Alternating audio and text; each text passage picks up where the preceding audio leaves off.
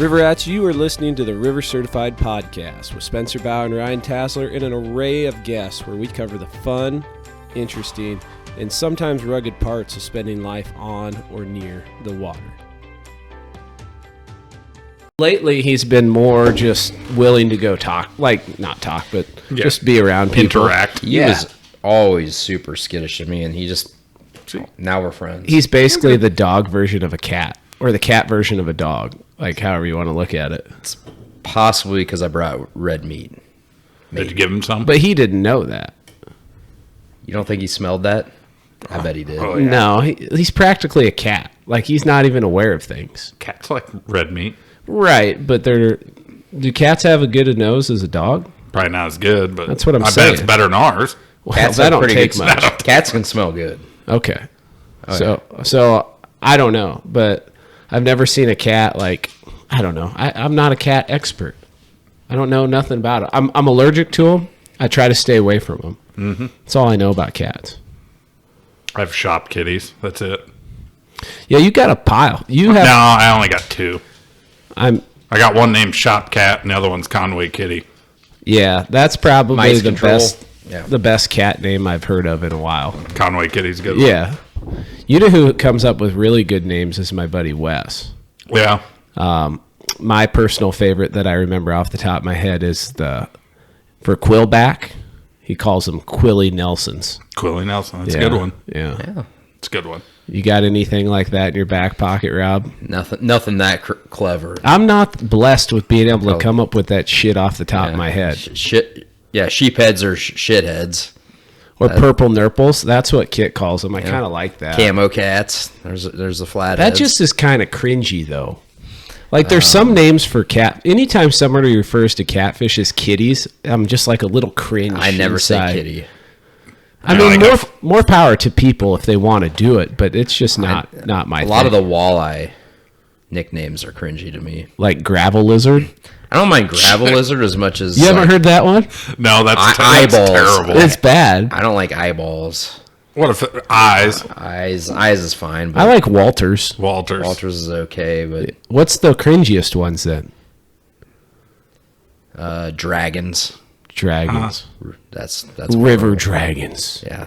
Anything that goes over the top dramatic when it comes to fishing, because it's anything but over the top dramatic. Unless it's like just with your friends saying it because it's so dumb. But you're doing it with the intent of like That it's entertainment. Dumb. Yeah. You know, there's got to be That people that are like, oh yeah, I got some Part of good it's- dragons on the river. Yeah. Like, Part of it's overusage too. yeah. It's not just.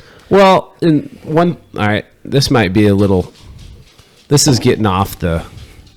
How do I want to describe it? I'm already nervous about what I'm going to say. When people compare fishing or hunting to war, I don't like that. Like I'm going to battle. I'm not a fan of that. No. Yeah, I'm not either. It's not life or death. That's it. Number one. Well, that's it. It is for whatever I'm going after. But Right.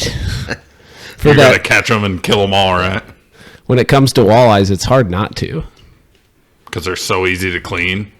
They are the easiest fish. If I'm teaching somebody, I'm going to go and catch nothing but 15, 16-inch walleyes back. This is how you clean a fish. A white bass isn't that bad either. Yeah, if you're...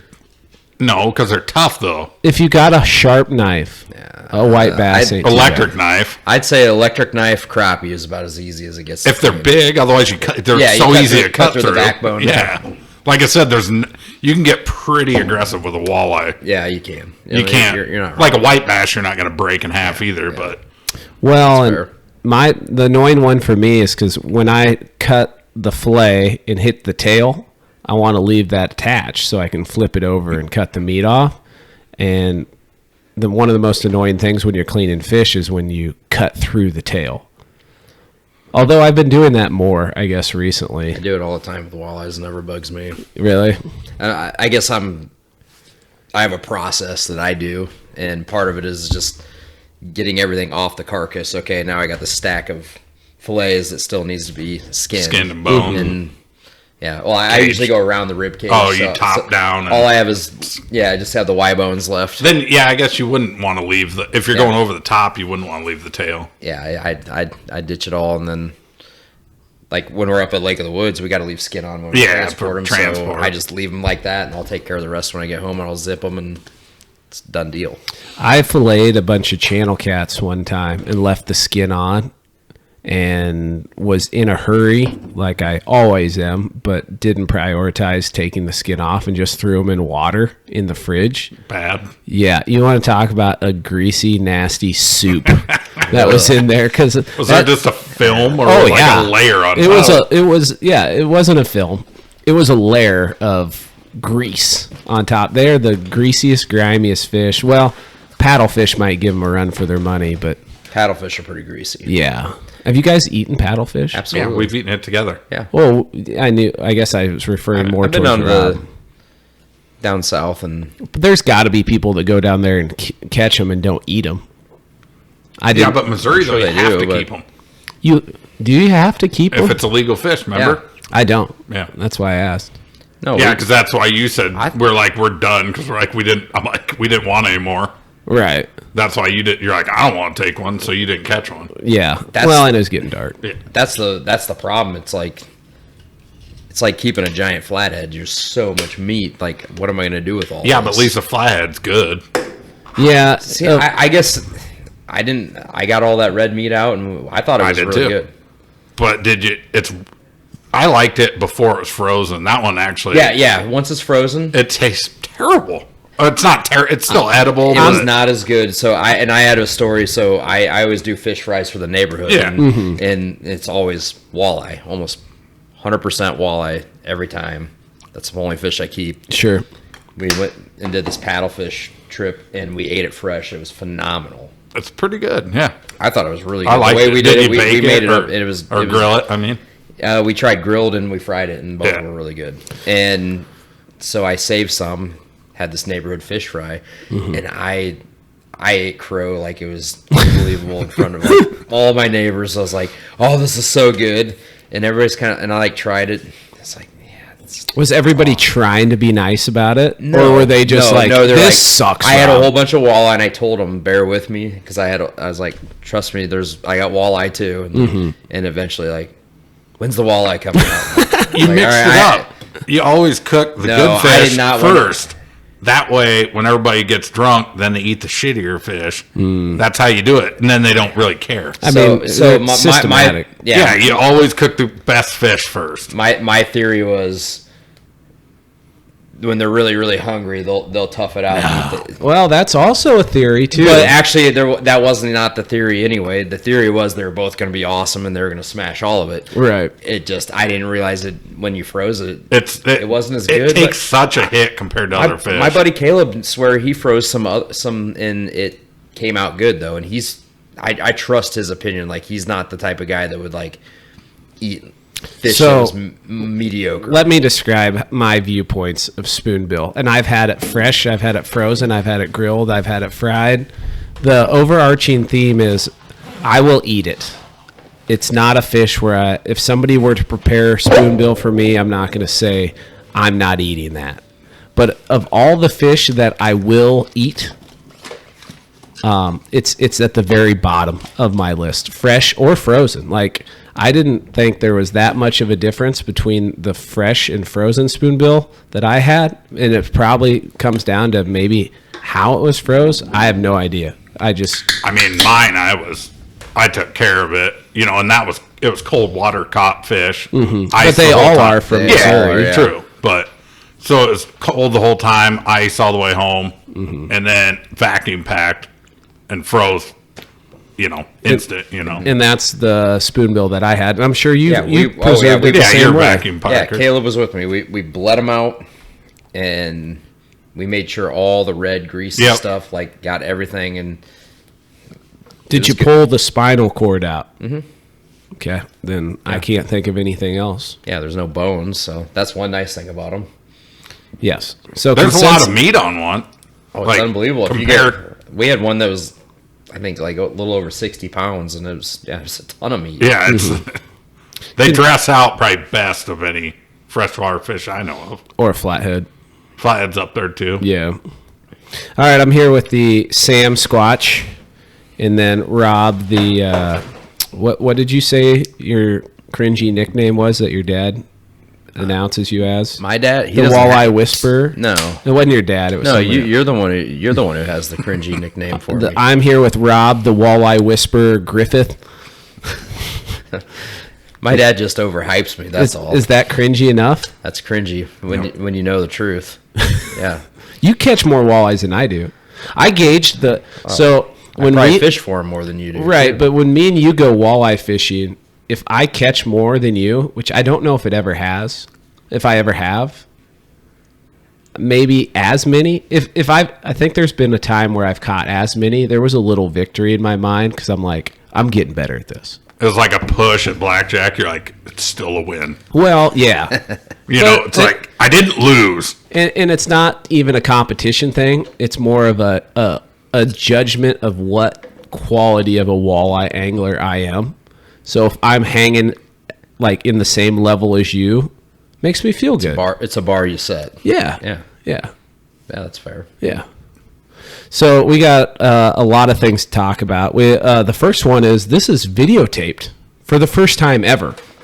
No, we tried. Well, it's actually going to be a video because if Ryan can't pull it off, I'll make sure it becomes a video. Is it going to be the most quality video in the world with the bathroom light on in the background and washing out some of our lighting? Probably not as much. Yeah. But you know what would be cool? The reflection of the taxidermy in the background. It's in the garage. Where is it? It's one mounted fish. My one mounted fish is in the garage. That bass is legendary. It'll be here. That's a perfect spot for it right there. I'm kind of jealous of that bass, honestly. Why? Just because it's like nostalgia. It's pure nostalgia. It's not even that big. It's beat to shit. How many times has it been moved? Like, at least 10 or 12 times. Yeah, they don't move well. No, and it's been dropped. Oh yeah. Not just wind moving, but also other times it's fallen off the wall, and I'd say it's still kicking, but it's a mount. They don't do that anymore. It's true. So I have cringy jokes and cringy nicknames. Mounts. We're going to dive into a pretty touchy topic, just for fun to start it off with. Shoot. You guys ready? Hit it heavy right away. Let's get it over. Outdoors and social media. We talked about this earlier, but do you think there are people out there who are making YouTube videos either in the hunting or fishing realm strictly to make money? They don't even like it that much.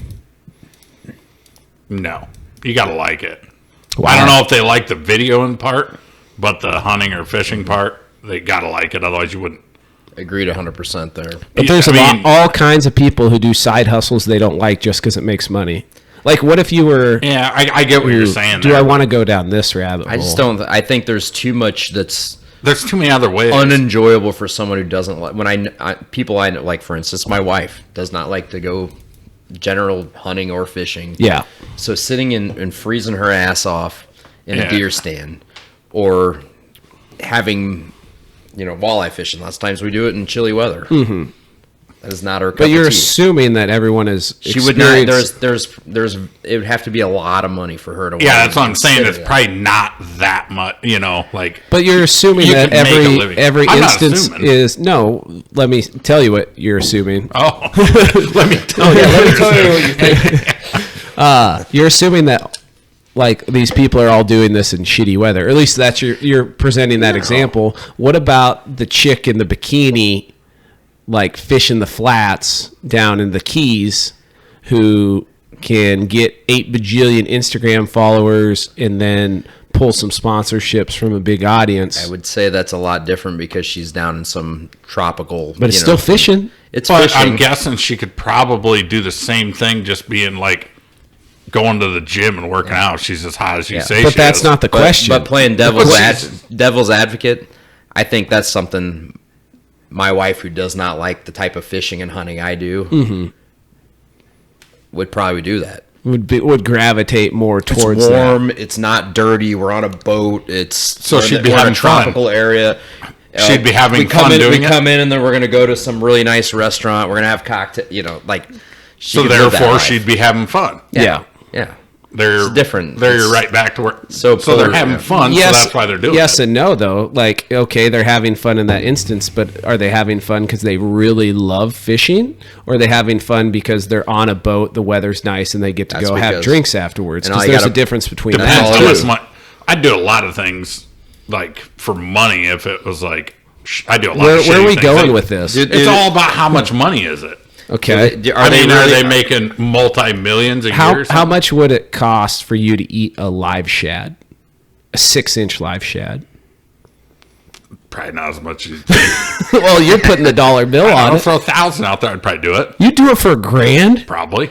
Oh man, I got What's- two. I got two in my pocket because we're going to Spain. Get the fresh live shad. I might. I'd probably do it for $1,000. What's the worst? Like, it's okay, not so like it's an old rock. I gotta know the like an old stipulate. rotten Like, one. I gotta like swallow every last morsel. and Yeah, get there it can't down. be nothing left. No And it slime. makes for a good story. Boy, I don't know. if Man, this one time I ate a shad for I'm not $1,000. sure I could get it down. Like, it's fresh. It's so fresh, it's I don't think it alive. would matter. See, I would also Because find you have to take bites out of a 6-incher. Yeah, That's yeah. why I said 6-incher. Because you can't just down the hatch. Assuming I could get it down without instant reversal for $1,000, I'd do that. I don't think it'd be that bad. It wouldn't be And good. it's not that I need the money, but like $1,000, you're gonna give me $1,000, and I just got to get this down. And I'd try anyway. Yeah. I ate a bouncy ball one time for like $20. You ate a bouncy ball? Yeah, somebody bet me I wouldn't do it. Whole? I bit it in half, Oh. and then everybody started freaking out after I bit it in half and ate half of it. And then I'm like, "What's the worst that can happen?" You could have intestinal blockage? We'll get that out. It, You could might have still to be in me. I don't know. You have to it was go in college. You have to go through surgery. Actually, I think they paid for my meal, and I got cash. It was probably more than $20. Oh. Totally worth It it. wasn't a lot. Totally worth I'm like, what's the worst that can happen? All right. It didn't feel good going down. I'll tell you that though. So what's your general thoughts though on outdoors and social media? I think there's good and bad. There's Let's go straight to the Go straight good to- because straight to the the good. bad is easy. What do you think the is good. good The good about is it? that it's keeping people in the outdoors. It's You spreading think that's what's keeping people in the outdoors? No, but it's part of it helps people participate in these things. See, I go back and forth on that because I think awareness is powerful. Don't get me wrong, but how many people are coming into the outdoors because of social media, and how many people are coming in and staying once they've been in there? I bet it's not that many. You don't think so? I don't. I think there's I think there's some. There's a lot of posers, Well, is. then we were just talking about that. Like, but I'm talking like not the people.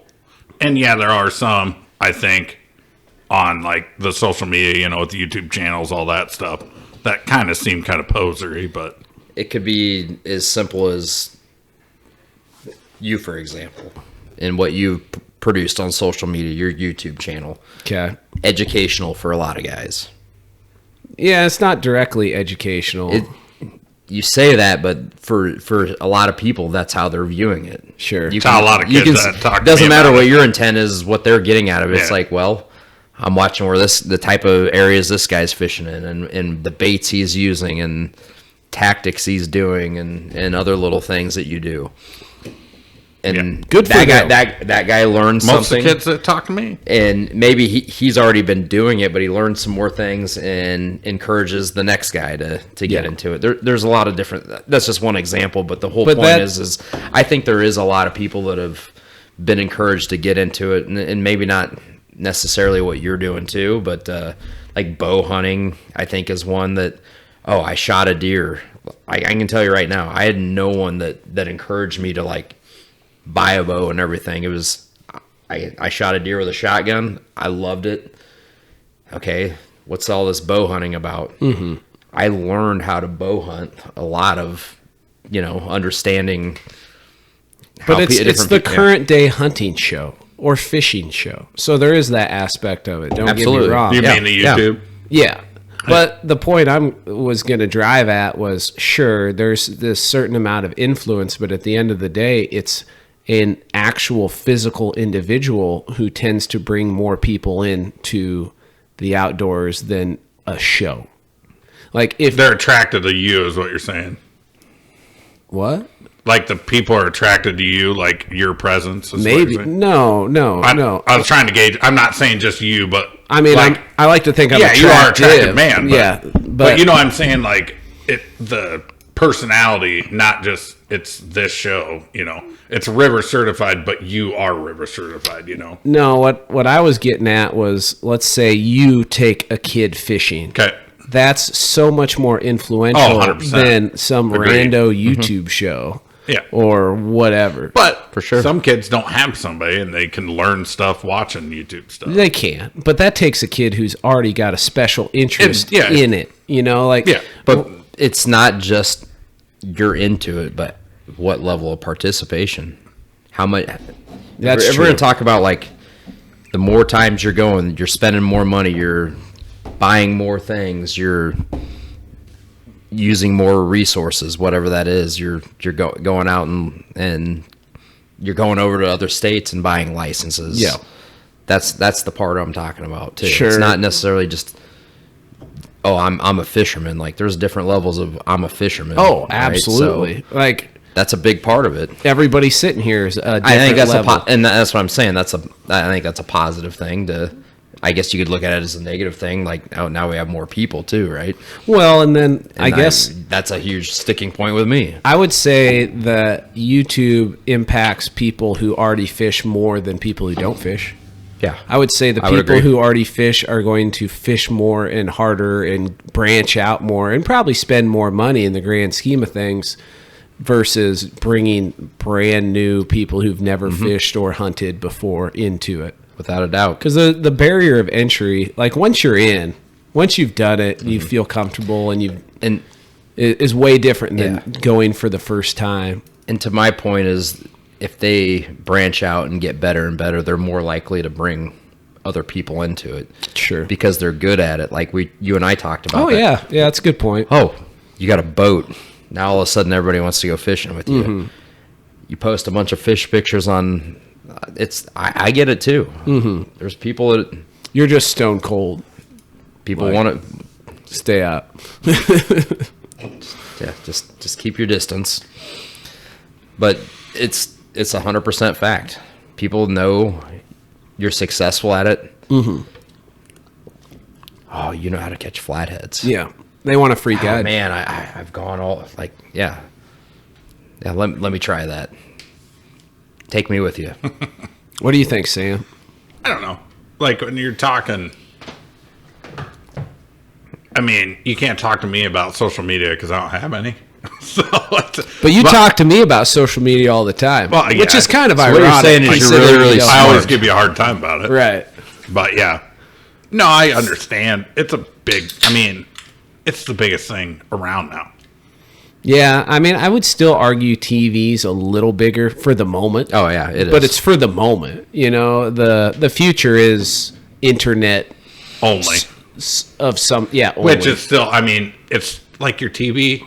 How often is it not internet connected? I don't have cable. Yeah. Yeah. Exactly. But I'm also an anomaly in that way too. Like I don't even have a streaming service other than Amazon Prime, and the only reason I have that is because of You have Amazon Prime. Right. Yeah, I get it. yeah. But yeah, there's just so many layers to. I mean, it's a big question. Yeah. I mean, there's a million layers and different ways you can go with it. Well, and that's the only reason I brought it Yeah, it's up. a good- is because it's a good question. it's been brought up before, but it's worth multiple discussions. Oh, yeah. I think. So, what about say, like spot burning? What constitutes social media spot burning? Because that's different from person to person. It depends, because most of the guys, like a lot of your videos, I can usually tell. I have a pretty good idea where you're at least what river or Mm-hmm. You know what stretch. you know what I find I've the been most around a lot. You know what I find the most entertaining is when somebody thinks they have an Yeah, idea where and I'm they at, don't. and then I talk to them, and they're like, "Oh, nice fish you caught here," and I'm like, "It wasn't there," but I don't tell them that. I just let them think what that's they fine. thought. You got it all figured out. so- Right, right. Yeah. Well, I talked to you about one. Remember that big flathead, and that one guy came up and was like, "Hey, that was a nice one you caught at location X." and you knew where I was at. Yeah. I knew where I was at, and he thought I was at a different one. And once I told you that, you were like, "Oh, I could totally see why you thought it was there." Yep. Yeah, that makes sense. Yep. Yeah, I know exactly what you're talking about. Yeah. At first, I was like, oh, yeah. But like if you're in state and you're around quite a bit, you have a pretty good general idea Because you've already been there. Yeah, that's Yeah. what I'm saying. A lot of them. You're But already there's aware. There's a lot of them you go to. It's like, I can tell what river it is, but where on the river? Not a clue. It just depends on how familiar you are with that waterway, Correct. which to me, like we're talking about spot burning, if somebody can tell where I'm at, they put in some time. Yeah. They're doing And they some already research. know about it. And I don't feel too bad about giving that up. And I'm probably not catching anything they didn't know was already there. Like the big spots, like that you can't hide, like prime one, like Red Rock Dam. We're gonna Yeah. say a name, Yeah. because if you can't tell you're at Red Rock Dam when you're there, Well, you're just somebody from out of state. Yeah. Yeah. and But it's very obvious. it's like obvious ones. It's like how you burning that spot. I mean, But then everybody again, knows. too, even that spot, if you hadn't been to Red Rock Dam, and me or somebody else posts a video of Red Rock Dam, you don't know what dam that is. It's like somebody posts a dam down in Bama. Yeah, You know, like I've never been there. I don't know what freaking dam they're at. Yeah. Could I figure it out? Maybe. But it takes some work. but like the people you have to worry about spot burning are in-state guys, that are gonna flock to. Locals. Yeah, that's like what I'm saying. I think Convenience. so here's one for you.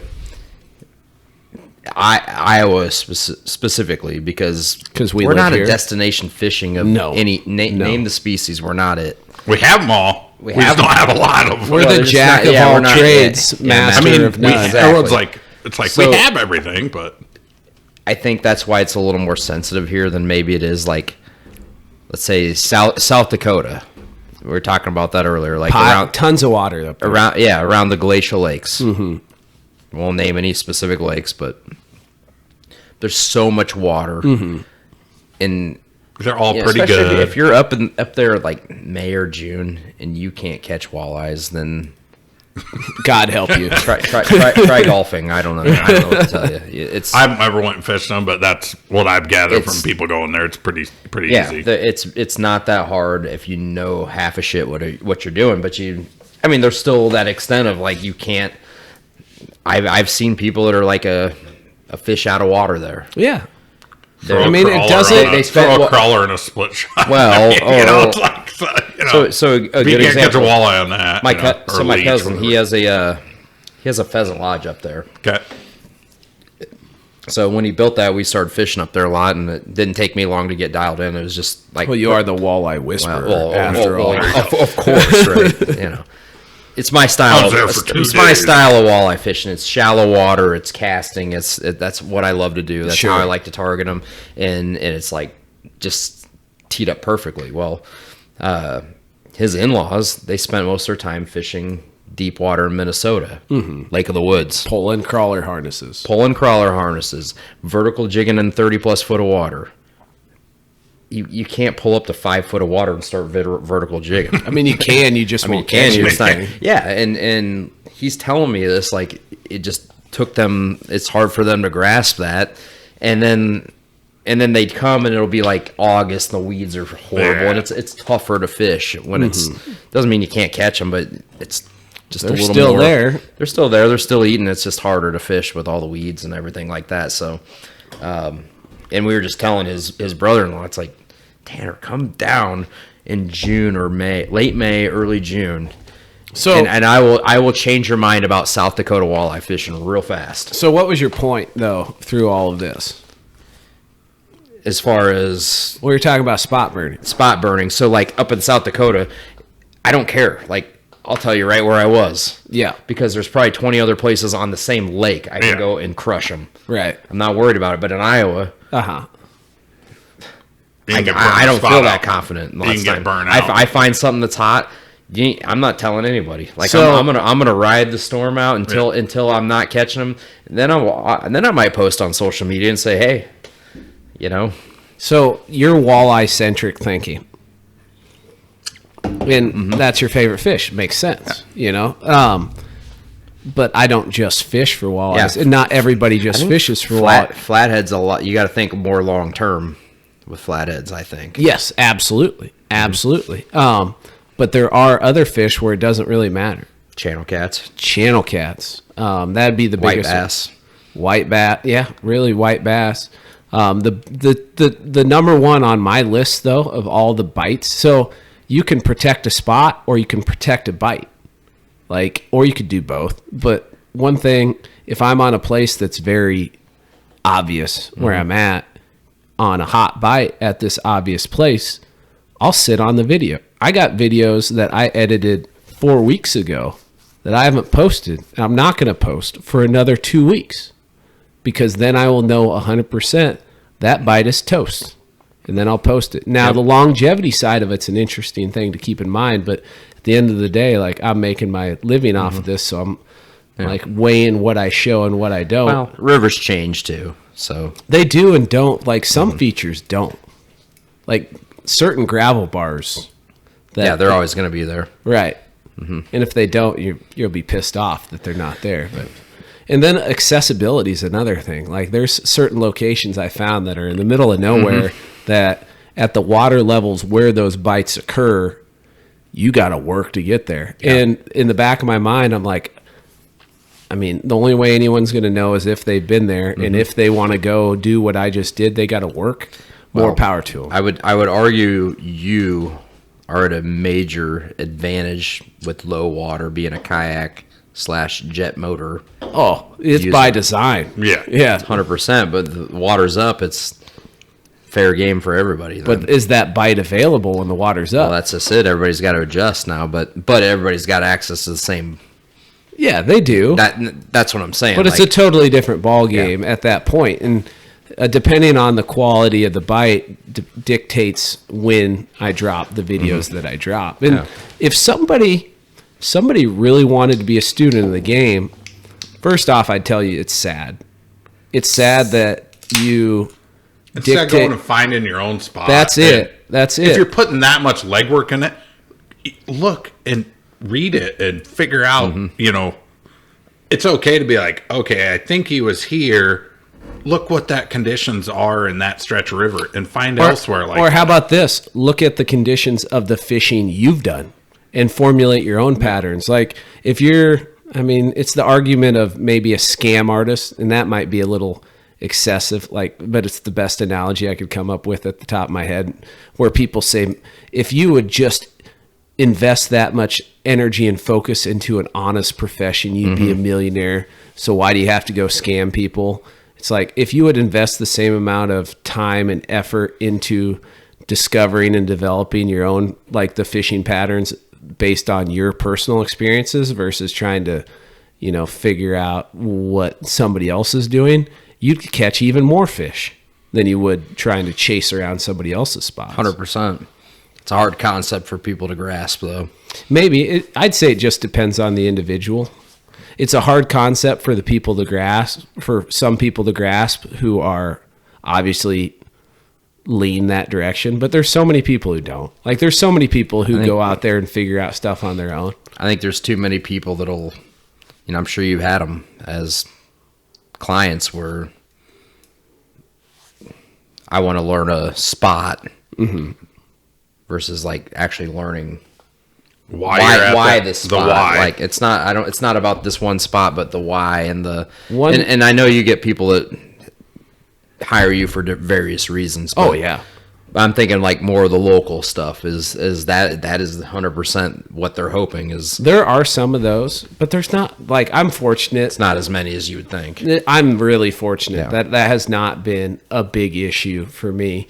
And then the other side of it too is, like, I guess if we're going to talk about the local, what I was thinking of doesn't really apply, but I'll bring it up anyway just because it's a worthy discussion. Is I'm on the boat with that person for 6 to 12 hours, depending on what type of trip they book. And you have plenty of time to discuss, like, a variety of different things. And there are people who get spot focused, where you can discuss the merits of being pattern focused and how you can apply those patterns on a variety of different waterways for a variety of different species. And you don't have to be stuck on this one place where we're at, where we just happen to have success. Because guess what? Like, you have a good day here, and then the river rises a foot, and then that pattern, it's all over. It's all over, you know? And maybe, well, then you go back to patterns. It's over the way you were doing it, but maybe you change your spot on the spot by 50 yards, moving to this different type of location, and you have just as good, if not better, success if you can tally and tabulate those patterns over time. That's what I try to do. Is it perfect? No, but it's a hell of a lot better than just fishing spots. Yeah. Well, you still kind of go back to spots, though.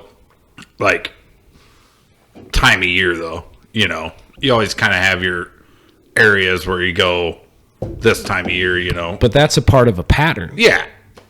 The spot is part of the pattern. Yes. And if you were to take that same spot and put it somewhere else, it would still function the same way at this certain time of year, certain water level. So it's not really the spot. It's the characteristics of that spot that make it conducive for that pattern. In which, like with rivers, I think spots are more, like on a lake, they're worse about getting burnt probably than on a river, because the river changes all the time. Maybe. I don't know.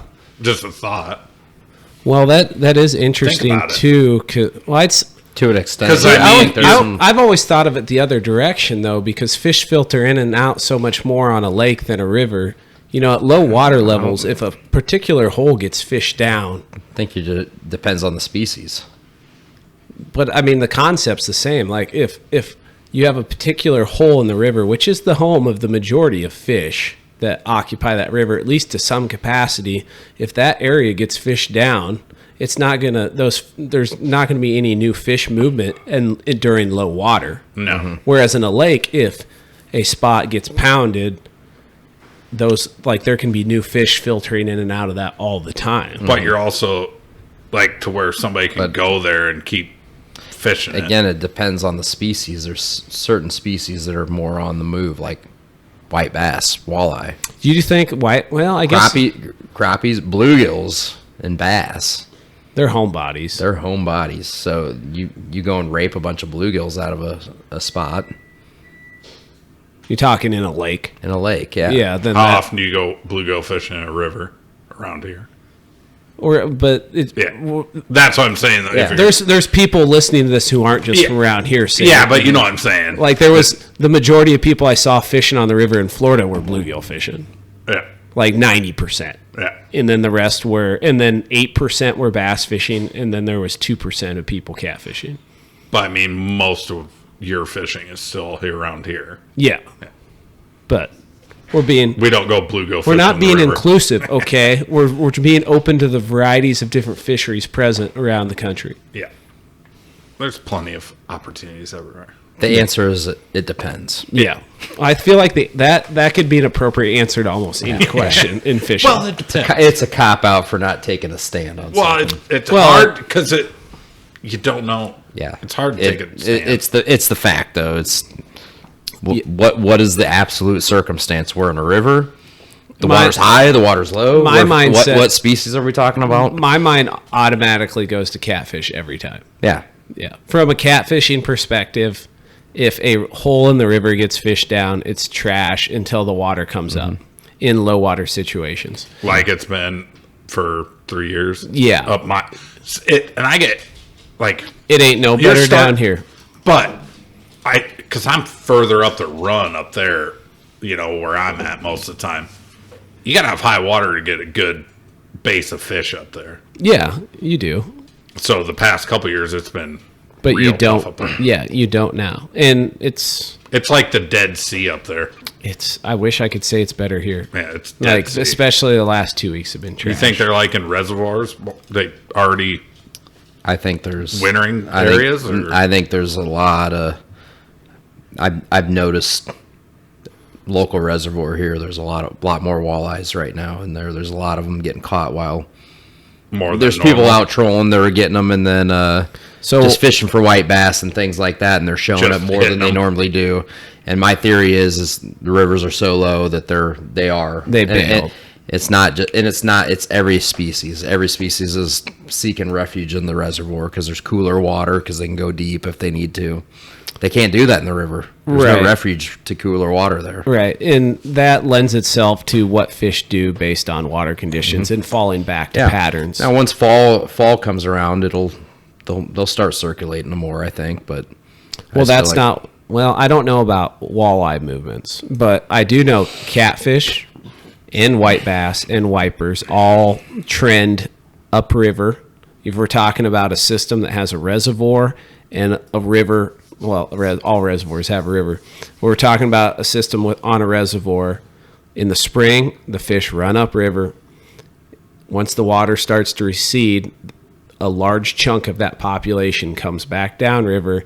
There's a chunk that stays in the river when even if the water's low. Are you talking more of the white bass or white bass, wipers, channel catfish, flatheads? Yeah. Those ones I know a little bit about. Walleyes, I don't know what they do in the fall. I don't know if they would run back upriver in the fall or not. I'm assuming not, but I'm not sure.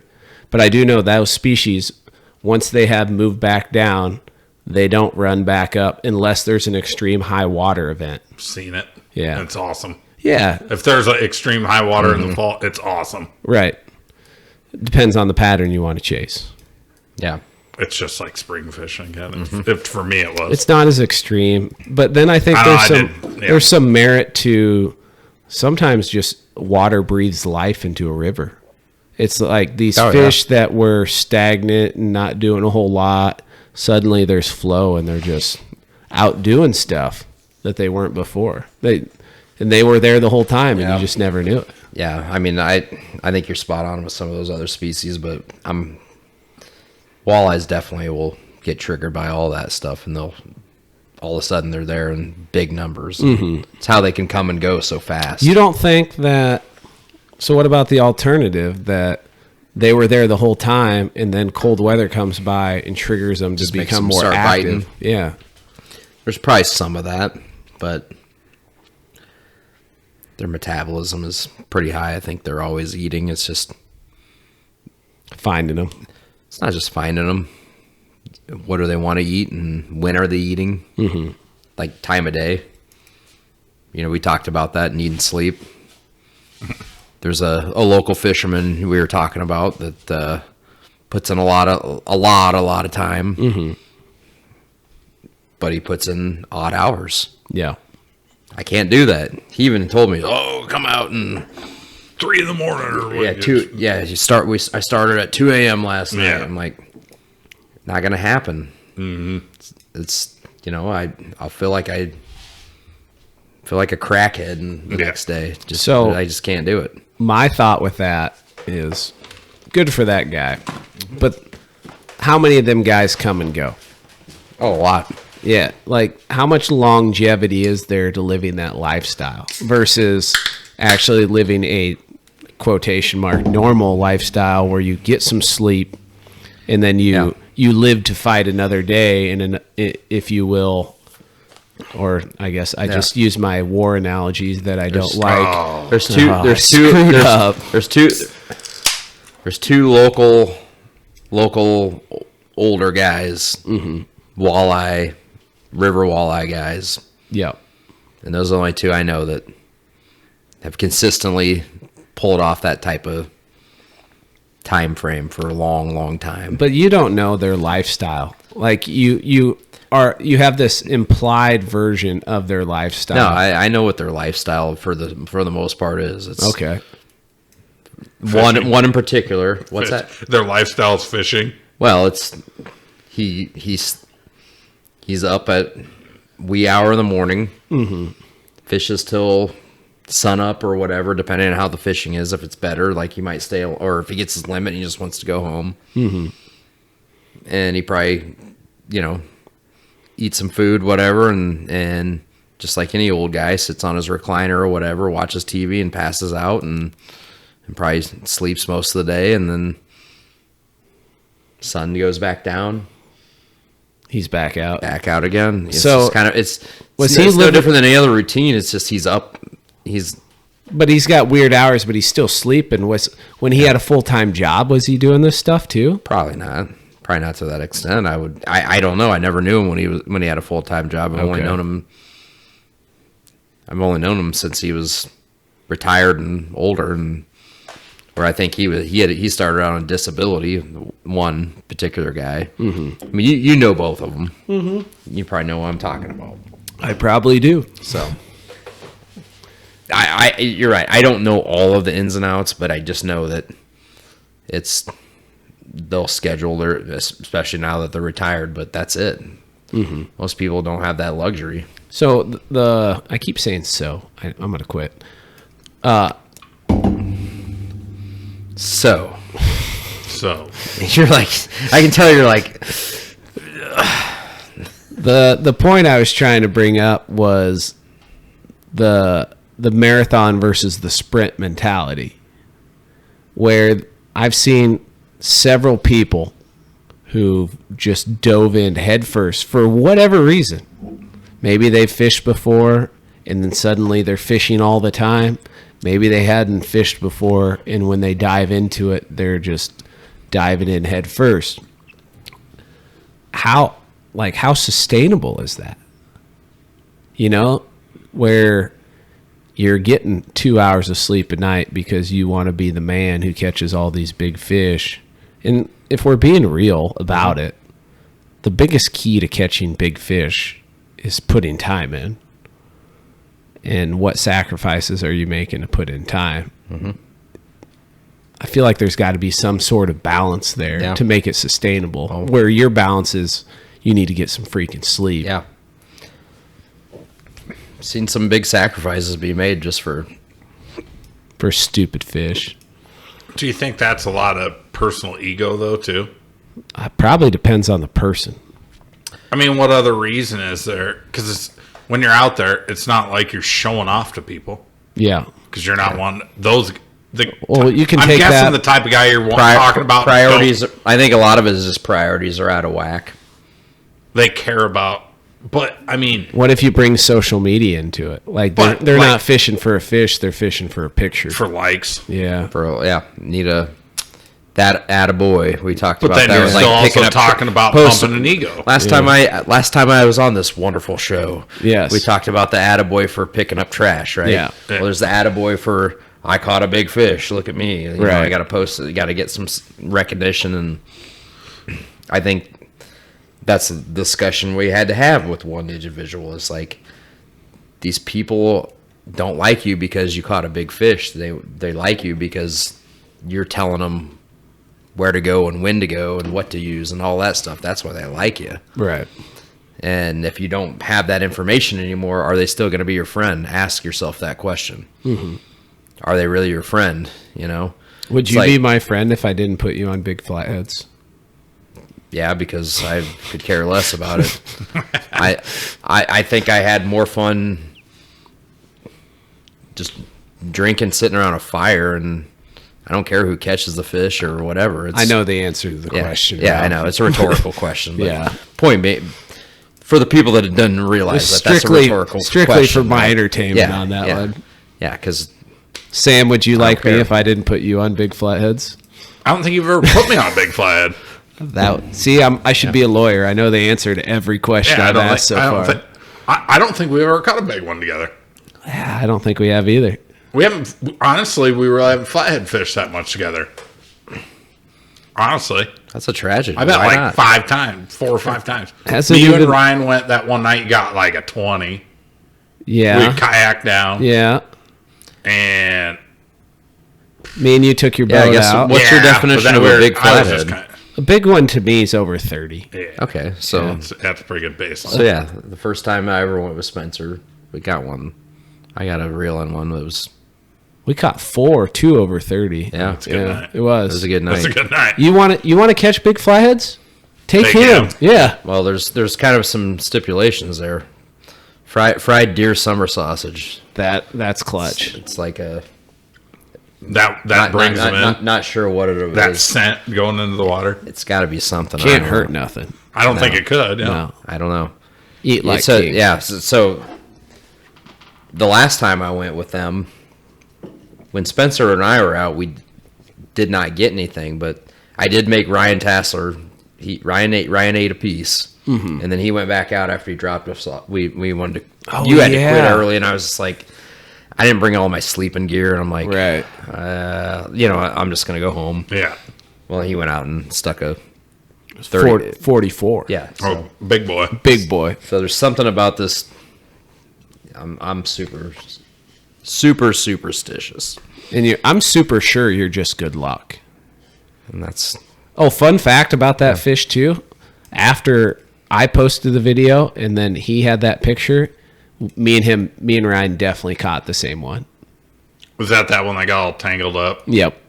Yep. Same fish. Yeah, I remember you telling me that. I thought it was that. yeah. So He's just a warrior, that fish. He might be the only one there because I fished it several times and I haven't caught another one since. He's just a bully then. Right. Did it take Ryan as long to catch it as you? God, I hope not. I wasn't there. He caught it on actual flathead gear. Yeah. You still had not. It's not like you That caught that fish one on a walleye would have rod. been in the freaking boat in 20 minutes maximum had it not kept getting snagged. Instead, it became an hour and 20 minutes of me. Oh, he snagged again. I don't know. Some fish are just meant to be caught. Some aren't. That one was meant to be caught because it should have been gone. Yeah. It got snagged 10 to 12 times. I edited like me pulling it out of snags out of the video because it just got so monotonous and repetitious. I was getting upset in that video. I'm like, why doesn't he just hot rod his boat over to the sandbar and like jerk it out there? He goes, I tried so many times and I couldn't do it. And there was a tree there that I've discovered. Couldn't get over it. Yeah, he got wrapped around the tree and I pulled him out on 20-pound line. That's where if somebody ever tells me that they fought a catfish on catfish grade tackle for 2 hours, I'm like it almost pisses me off a little bit. Not a lot, but a little bit. Yeah, it does. I definitely lose a little respect for that person. I'm like, why do you got to lie to kick it? You know, like we can be cordial, we can be friendly, and just don't have to lie to try to impress me. You know, like to fight that fish on 20 pound on a medium action spinning rod. Yeah. And the only reason it takes me more than 20 minutes to get it in is because it snags so many times. Like for you to have 80-pound braid and 60-pound leader and like catfish size gear to tell me you fought it for 2 hours, like give me a break. I've wrangled 20-pound flatheads on walleye gear. Plenty of Yeah. If you're walleye fishing, you're going to get them. Didn't take that long. Right. It's just 5 to 10 minutes. Yeah. Yeah. Yeah, that's excessive, but The longest fight without any snags I've ever had on a fish was in saltwater. And I hooked a 30-ish pound Jack Crevalle on 12-pound mono, and it took me a legit hour and a half. And was I putting enough pressure on it? I don't know. I just know it towed me every bit of a mile offshore in my kayak. caught 2 of those in my life, and both were hellacious fights, and one was light tackle like you're talking about. It didn't take me that long, and it was questionable if I could probably put a little more heat on it, but unbelievable how powerful and fast, and the endurance. Yeah, they like just never give up. They got like a tuna type tail, don't they? That quick twitch, the V type. Yep. So I can't remember what one thing fish that's interesting. sure. They're not really good eating, and they I've heard the contrary. So, and actually, I just funny story. We were in Mexico, and I caught one, and super hard fight. And these guides, they flayed it up for us. Like, didn't really. I would have cared less if they would have let it go or whatever. But Right. no, we'll flay it up, and it's like dark meat. Yeah. Well, you think about like dark meat and what we know about like human muscle or anything for that matter. Like, it makes perfect sense of why they're so tough. Like that dark meat, they got a lot of blood flowing through the muscles. Oh yeah, you butcher one on the beach because I've used them for shark bait several times. Pretty awesome. Well, they're great shark bait. Well, that one that I caught that I was just talking about, I took it, froze it, hauled it to Florida, and then caught an 8-foot whatever bull shark on it. But anyway, when you cut one open on the beach, if it's like a massacre, if it's a fresh one, it looks like there was a murder. You know, it's just a pool of blood bigger than a manhole cover on the beach. So that it explains why they're so tough, I think. And then as far as like the table fare, I mean, they got marathon runner endurance. Yeah, so but like a tuna, those awesome to eat, and them things are legendary for. That's fighting true. And running. That's true. You know, absolutely. Yeah, we is kind there of anomalies, or is it? Just, but yeah, most like a carp, they fight harder and they'll give you a better fight than any fish in the river. Other than a wiper, probably. What do you call a wiper? Carp in a tuxedo? wiper's a carp wearing a tuxedo. That's like the greatest thing ever. But yeah, you know what I'm saying though. It was a and like a wiper, like a big one, they are not that good to eat. Have you ever cleaned I've a bigger one? the biggest wiper I've ever eaten was 5 pounds. Yeah, 5. So they get weird. They get desire that to kill muscles like splits in the back and like peels off. And, You know, I used to think that more and more, but you trim the red meat off any fish, and they're still. I always trim red meat, but they were. I didn't like how like they're weird when they. I ain't gonna clean any that big ever. Like, well, how big are you talking? 6, 7 maybe. At the Okay. max. But it seemed like there was like on the top part there was another piece of meat like that like fall off. Like it was weird. Like they grow an additional muscle when they get so it looks big? like that, but it's not. You know, it's Gotcha. just they have another split line there. You know, like not above the lateral line. The biggest one I've ever kept was 5, and it's been many years since I kept a 5-pounder. Yeah, I've hooked them in the gills and stuff. You know, but I can't remember the last big wiper I kept. Oh, I haven't kept a wiper this year. I don't remember if I kept any last year. I kept several white bass this year. I didn't hardly go catch any, so I can't say much. They still make wonderful fish tacos. They make if you're everything wondering. great. Yeah. Those are party fish, people. I had flathead tacos today. That's what you were saying. Yeah, I can make you some if Not you want. I can't say I never offer. I like flathead tacos. Well, I got some for you. Yeah. I got a question for you too, Rob. Just because I want to know. If everything was equal, there's no seasons, no tags, you can go any day you want.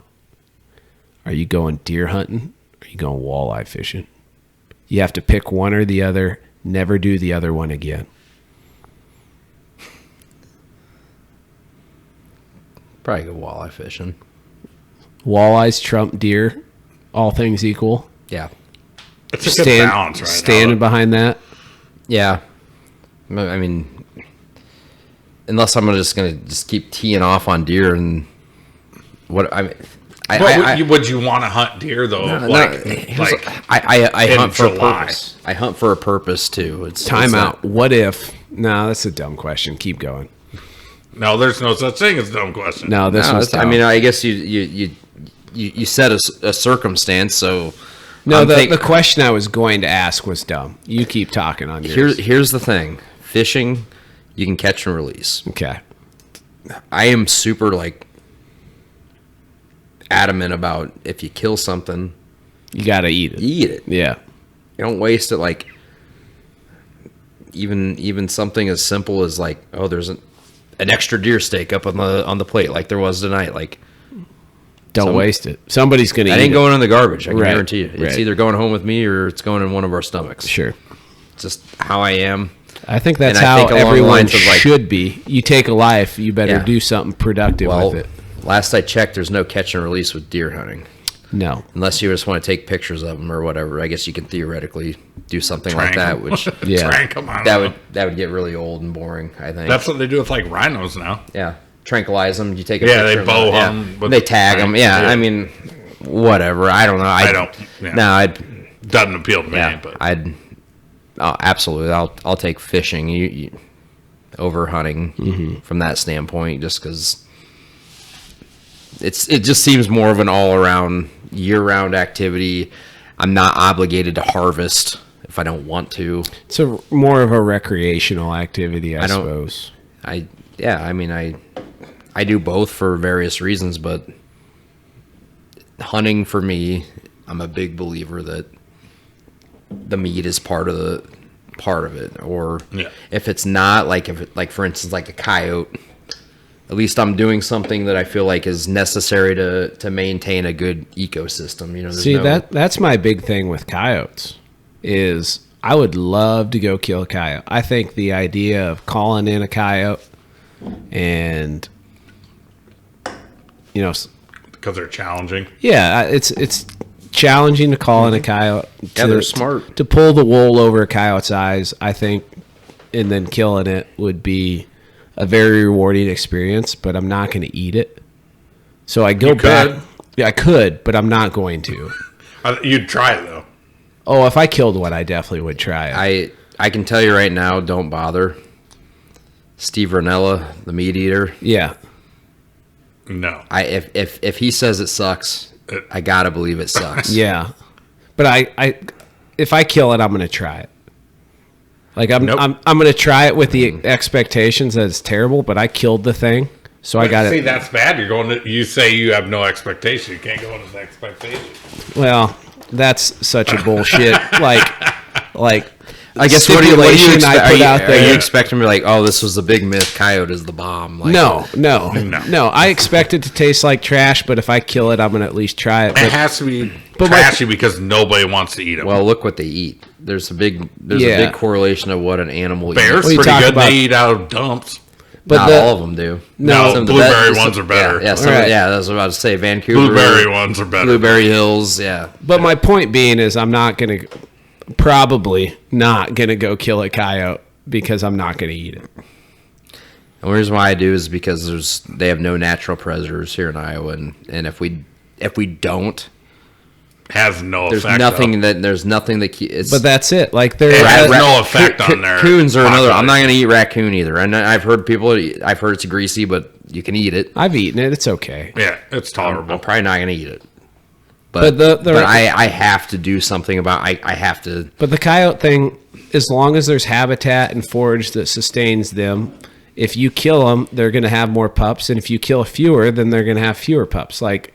It does nothing. It does literally. Unless you're nothing. talking like mass, like what they did with the wolves, where they poisoned them. Yeah. Well, part of it too is from a hunting standpoint. I just want them out of my area too, because they've ruined hunts. And if I'm hunting them, I'm putting pressure on them. Cool, go over to my neighbors. Sure, just go over there. Well, I'm fine with that. They are quick on that. So I guess I'm coming from a deer hunter's perspective, from the coyote perspective. That point, I've had them ruin so many freaking hunts where like, here comes big guy. Oh yeah, it's gonna happen. And then here comes the damn dog running out in the middle of the field.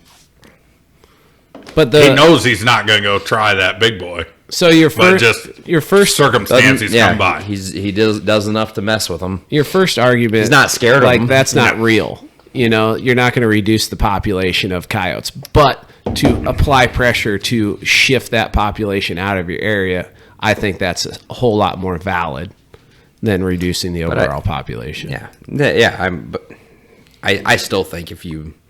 There's nothing wrong with killing them. The hardest part with coyotes, it'd be nice to know if you're dealing with what's the term? I guess it would be a bitch or a male dog. It's a bitch and a dog. I think that's what you call it. Yeah. So if you could really tell, it's hard to tell. It's so much easier with deer. They have those big things on their heads. Yes, that it's very easy to identify, right? Where the coyote's not so much. So right. If you knew, you could take advantage of that a little bit. But it's still not going to matter. We got to do that too, because that's another thing, and I'm very adamant about getting rid of some does, because I definitely believe on just herd management. Well, it's just it's stress, herd stress of spreading disease. Your farms are in an area where populations of deer are very high. They're very high, and we have an outfitter that's there, and he and his family do during second season shotgun. They just tee off on them. Yeah, they take that's the season where I take it you're in a county that's got ample doe tags. Not as much as they should, and that's a point of contention. There are a lot, but they get bought up, and there should be more. And it's yeah. Well, in 12, it took a hit on the herd in Iowa, though. And that when they got hit by EHD. So we didn't get it in the county where I'm at. Oh, really? Yeah. Yeah. Yep. You're one of the rare ones. One of the good counties that has one of the rivers that kept flowing. Yeah. Anyway, I'll tell you later. But yeah, I get it. It's just hard to keep up. I don't have that much land, but I have. The point being is there's a level of stress that gets put on them, and it's not this time of year. What happens is it's later down the road, and I was and I get it. It's just a TV show, but I believe that this particular one, like they talk about managing a property, managing a herd, and they brought up EHD, and they said some of the best bucks that some of these areas have killed were post EHD because what survived was not nearly as stressed from having to compete and not having so many. So they blew up and because it killed. Bigger. But that was the weird thing. EHD kills a lot of the big bucks first, which is weird because normally they're. It kills everything. I've seen it. It's a terrible disease, and it's horrible to watch them when you see one that's infected with it. It's not a good thing. The doe tag thing you brought up is interesting because, like, how herds are managed is based on how the people who hunt them want them to be. The amount of trophy hunters, how many people who genuinely will pass up 120-inch deer routinely over and over again. How many people are how many of those people are out there? Not very many. Yeah. So they're managing these herds to maintain a population that maximizes kill potential and doesn't necessarily maximize rack size, which is what you want to do on your property, and it just doesn't happen to coincide with how the DNR is allocating resources for that particular area. And then the fact that your area didn't get hit hard with EHD is more evidence that supports they're doing exactly what they want to do. Mm-hmm. It's a tough balance, and managing it county by county is truly not the right way, but there's no other way to do it. Well, that's more comprehensive than anything else the DNR does. Like, they do a much more thorough job of managing. Because they have more money at stake. There's more money in deer hunting than anything else. Absolutely. It's the only thing we're known for here in Iowa. Absolutely. I'm not arguing that fact. It's just unfortunate. It's under the radar for a long time. But of deer? Yeah. Like, Iowa was a big secret for a long time until that. Yeah. Well, it's not the world record now, the Albia buck. You're talking the Lovestein buck? Yeah. Yeah, that was a monster. And that, I think it's number 2 now, though, isn't it? I think one in, like, Tennessee. Yeah, I thought it was Ohio. So fun fact, me and the kid who killed it are the exact same age, and he wrestled for Centerville, and he was a stud wrestler. Oh, was he? Yeah. Fun fact. Yeah, fun fact. That's the end. Yeah. Then I found $5. I just want to have...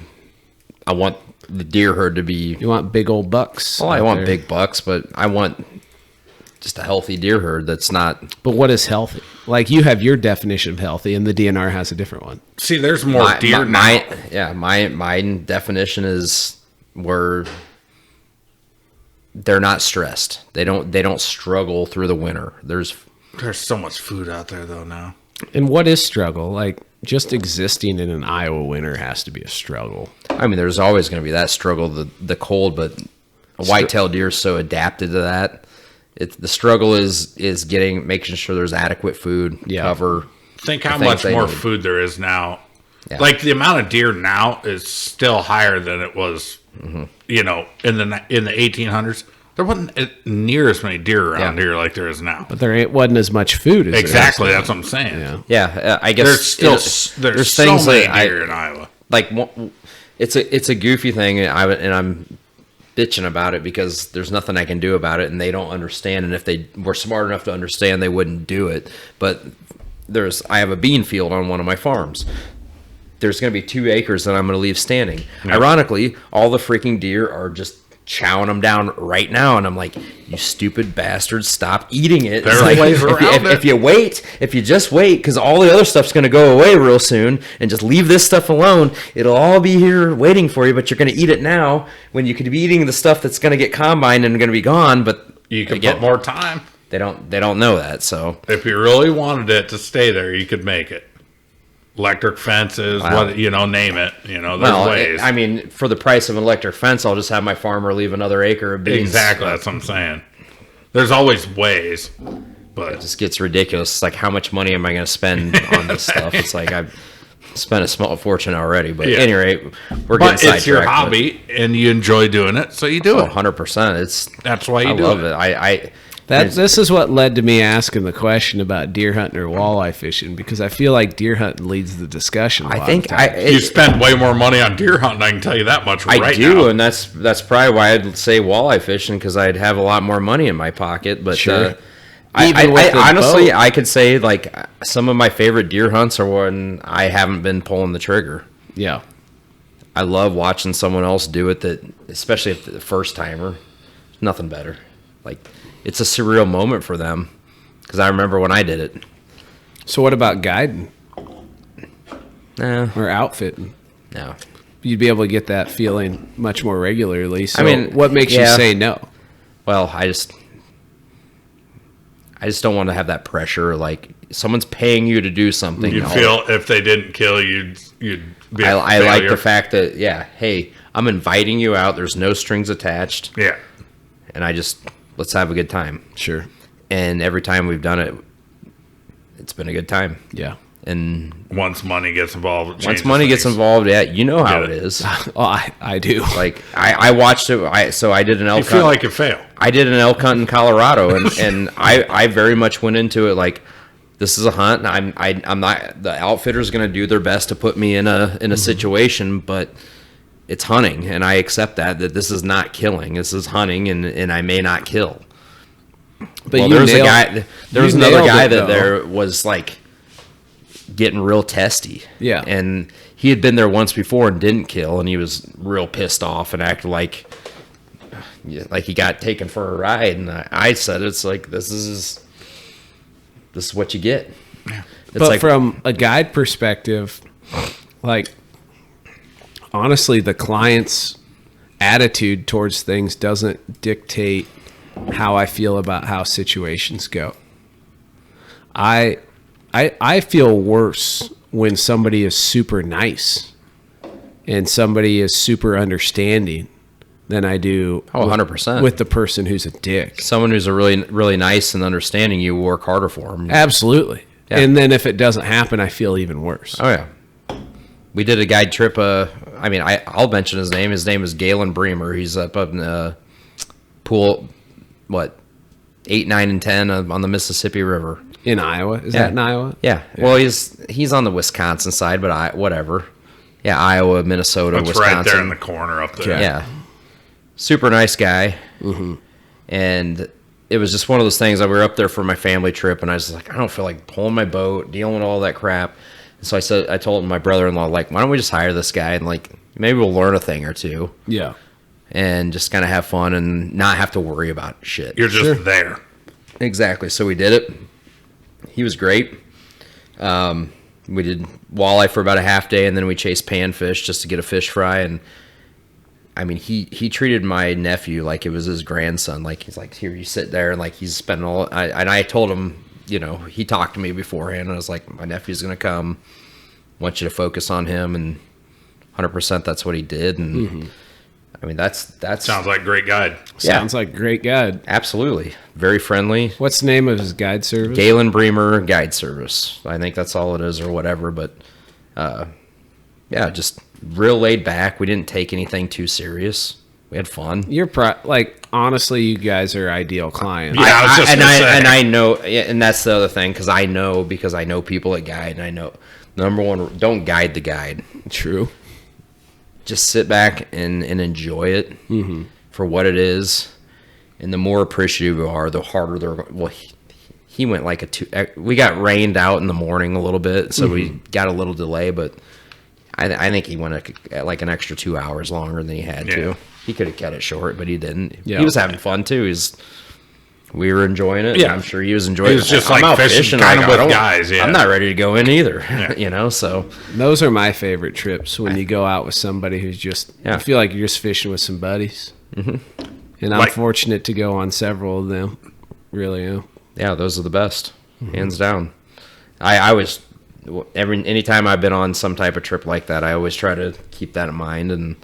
But if I do notice, like, it's been rare, but if there's a guide that's just mailing it in, I haven't had that much, luckily. I had one, I heard a guy down in Florida when I was down there. You were down there too, and I know I called you, and I because my first thought was like, I want to meet up with Spencer, and it's like, Except I'm 8 hours away. yeah, it's like, never mind, I'm not going to meet up with Spencer. Florida's kind of a long state. It was I had this whole grand scheme, and I'm like, shit.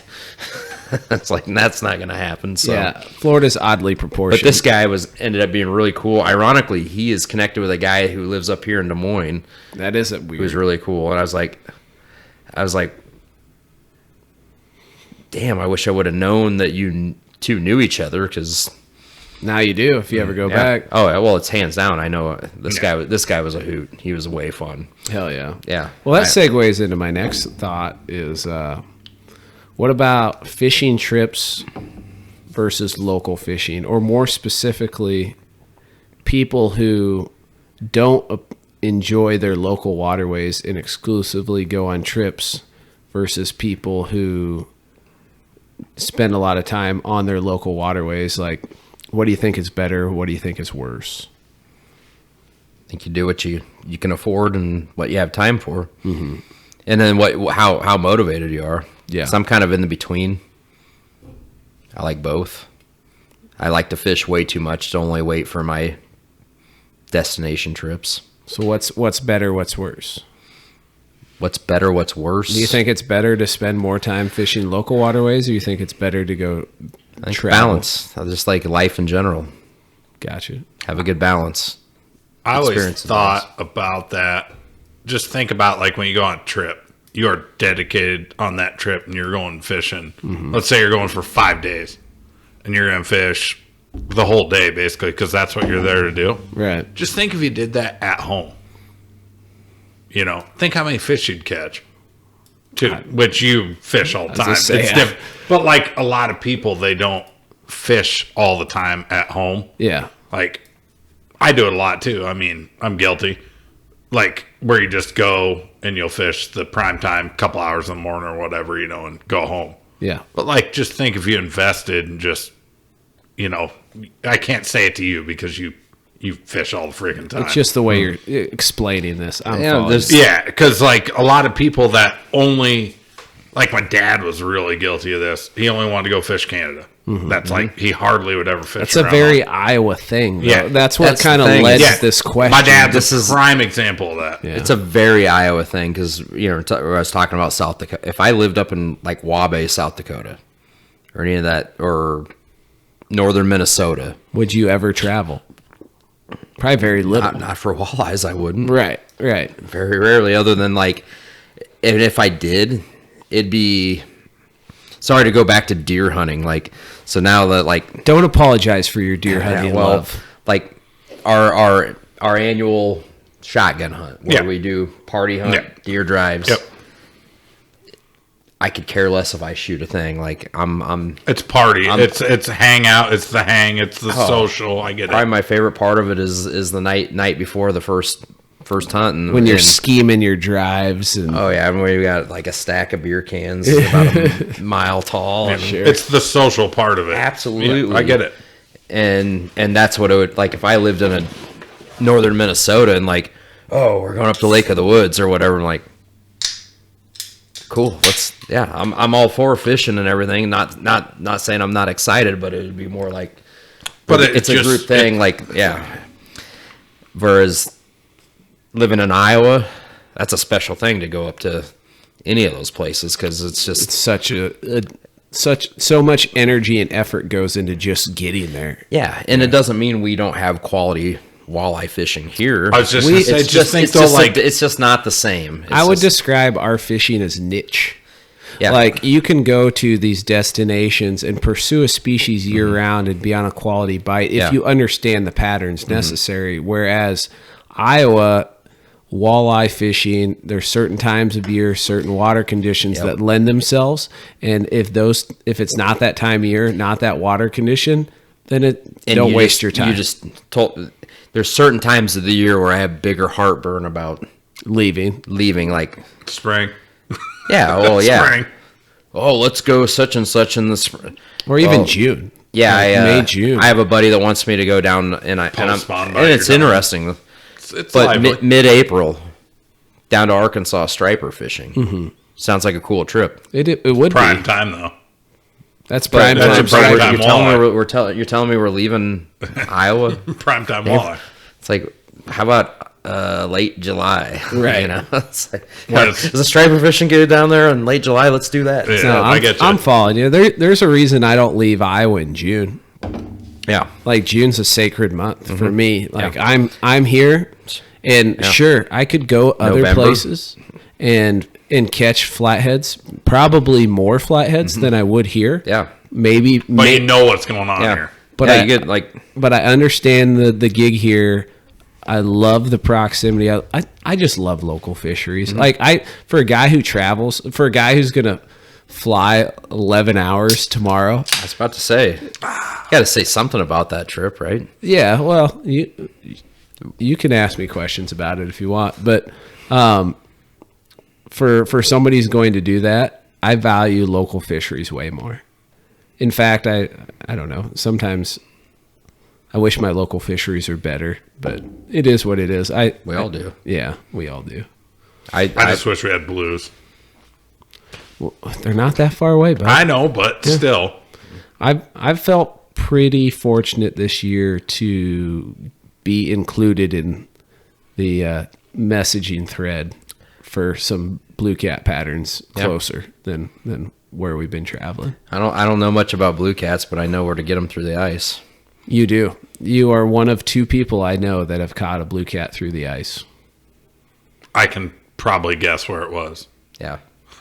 Yeah, I'm not going to now, but If you're interested, we can do that. Yes, I'm sure we can make bleep that it happen. out. Yeah. I'm interested if you can guess. We'll just bleep it out. Nope. I Does figured that that'd even be it. freeze over down there? I At reached, times. I reached, That's why I figured at times. I reached out There's to big walleyes there, too. Not that far.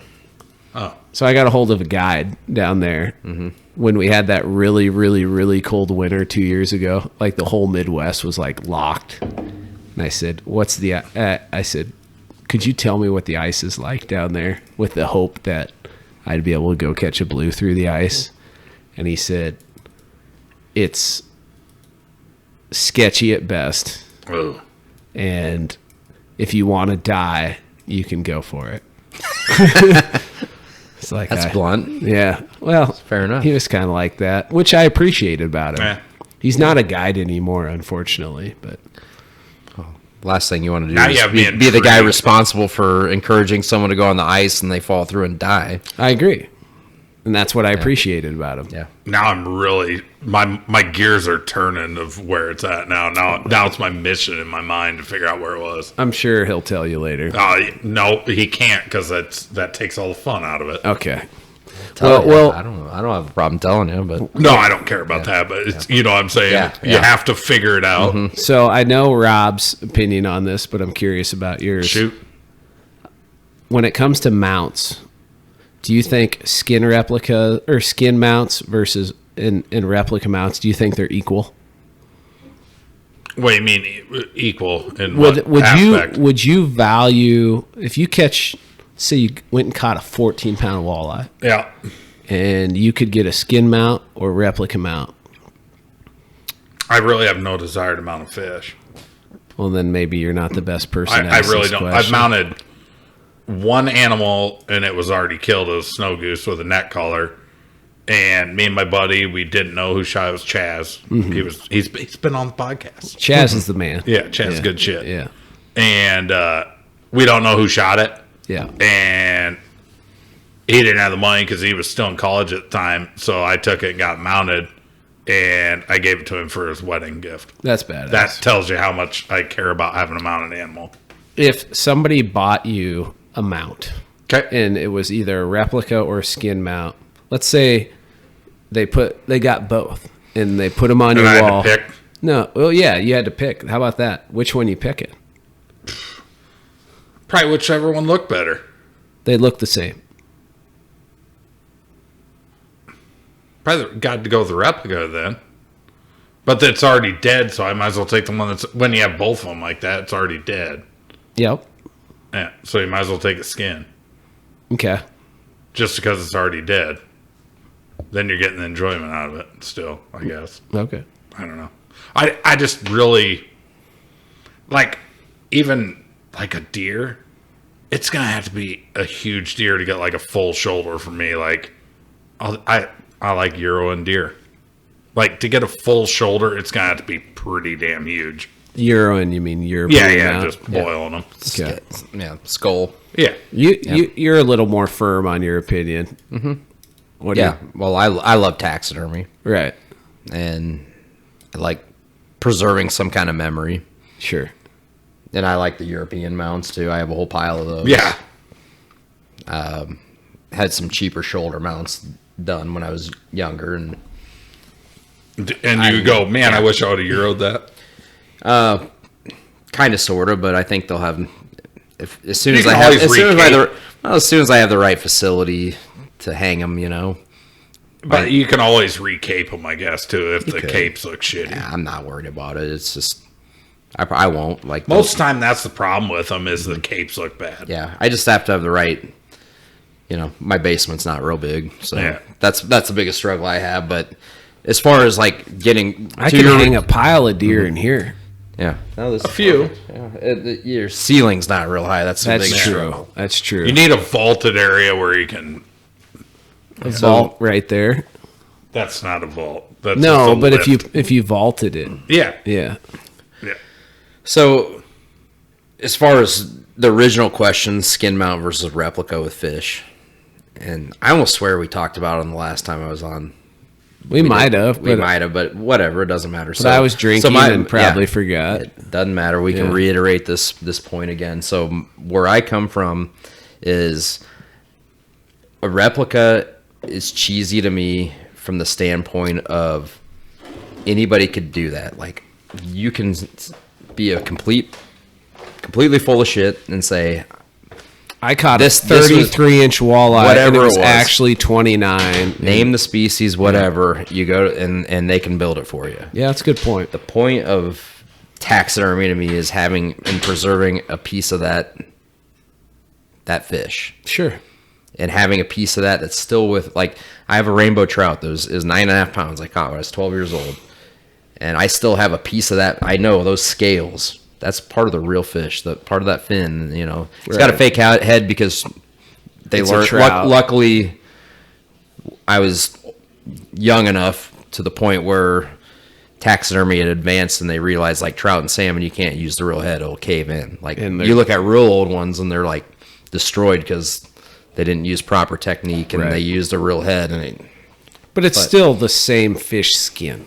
yeah, You know, and it's a piece. parts It's a piece of that fish that's preserved. It's the real markings. It's not just kind of perceived, but it's the actual markings. Because if you ever seen when they do a skin mount, it's all dry and it looks like brown, but you can still see, like, on especially a trout, where like every individual spot and Oh yeah, they're all those are all unique. indicated on it.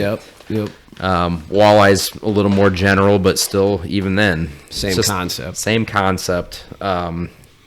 So yeah, I mean, I have 2 rainbow trout. I got a brown trout, a brook trout, a smallmouth bass, and a random muskie I caught out of the river. It was muskie fish. I don't think it's. I don't consider it a giant, but it was a unique catch. It was a big catch, and it was a unique one, and something that was kind of just how it all happened. It was special. So Sure. and I had a family friend that was getting into taxidermy, and luckily he was an amazing artist and did a phenomenal job. You've seen it. It's a good looking mount. I got a pheasant. I'd never done a pheasant. I wanted to get a pheasant done, and I happened to shoot one on our family farm that had a just perfect long tail, and I was like, yep, this is the one. I'm going to get one done. Sure.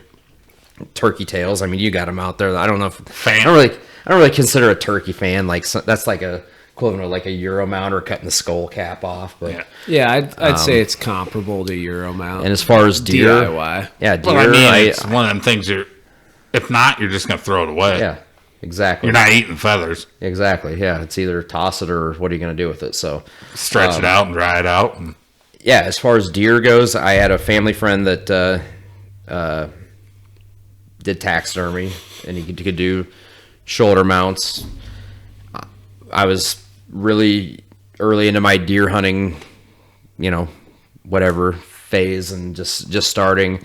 Iron sight shotgun, Mossberg pump action, 12 gauge, and had a really nice, 5x5 that I killed on my mom and stepdad's farm, and I wanted it done.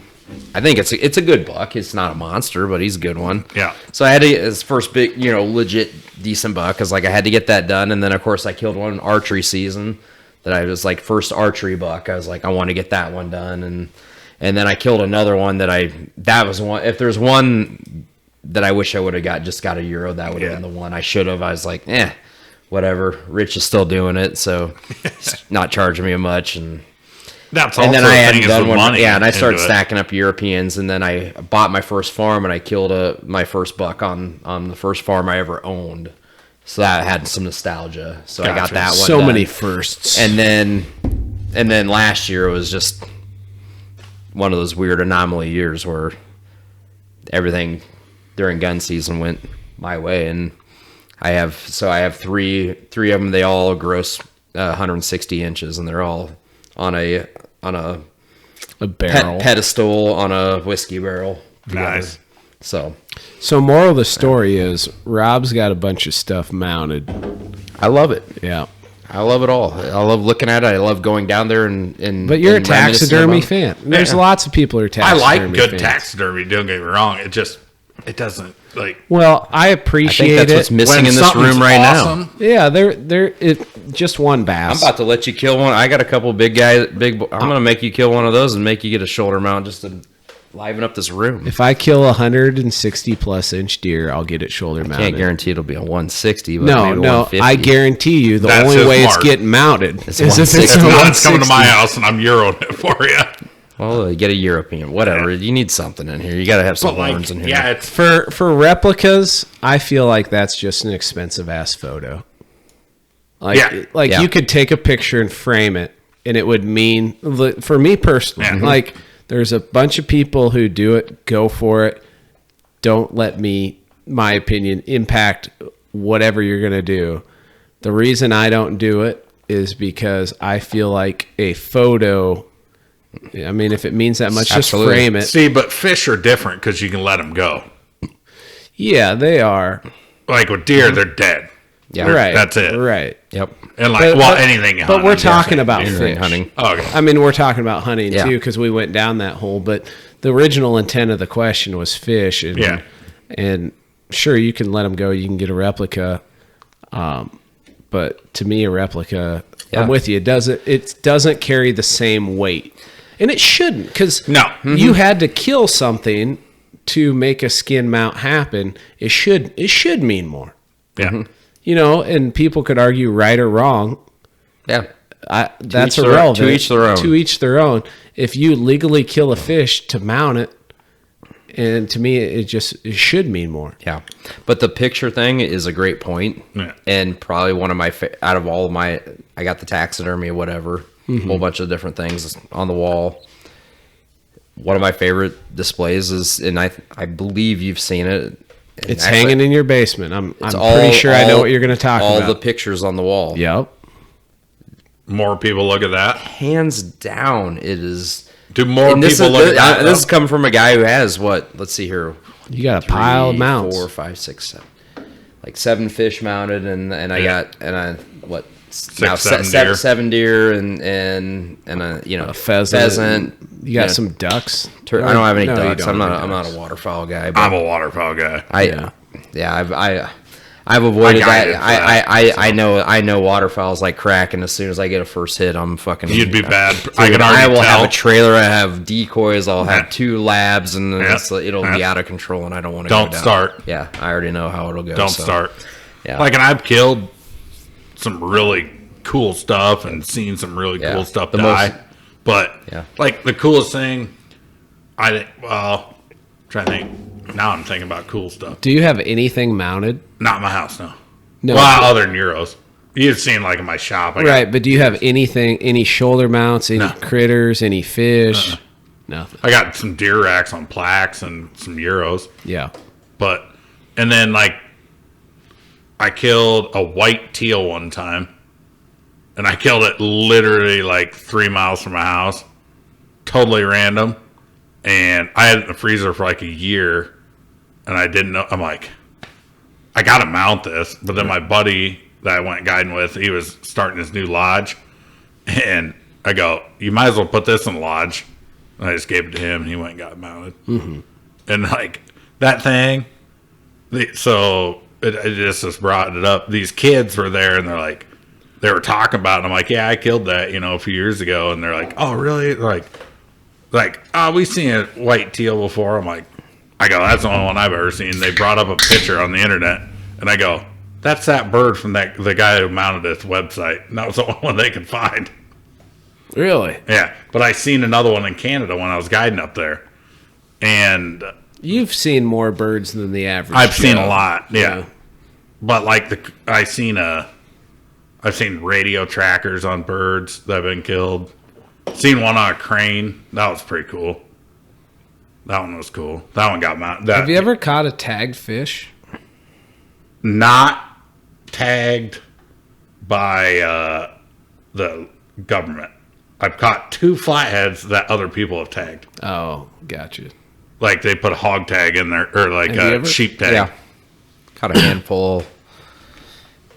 Local water, walleyes, and then popular lake in Minnesota got a smallmouth bass that was. They had the lip ring deal. Nope. It was like a back. It was like a back. It was like the back thing, and then and then another one had like these. It's like sensors, because what it was equating to was they wanted to. The study was we want to know this fish barrier that's blocking fish from going over a spillway. Yeah. So they tagged a bunch of them to understand how many of them are making it over this. So it had like a sensor or a radio tracker. Yeah. Right. One of them had this like big long. It was like Like a hanging whip. out. A yeah, whip it was coming out. weird. It was like, what in the world is this? And then it's like, this doesn't seem right. And it almost it was like so foreign. Like this can't be good for the fish. But I don't know. I question how long that fish would ever live with all that foreign stuff like attached to it. Maybe it doesn't matter. I don't know, but I don't know either.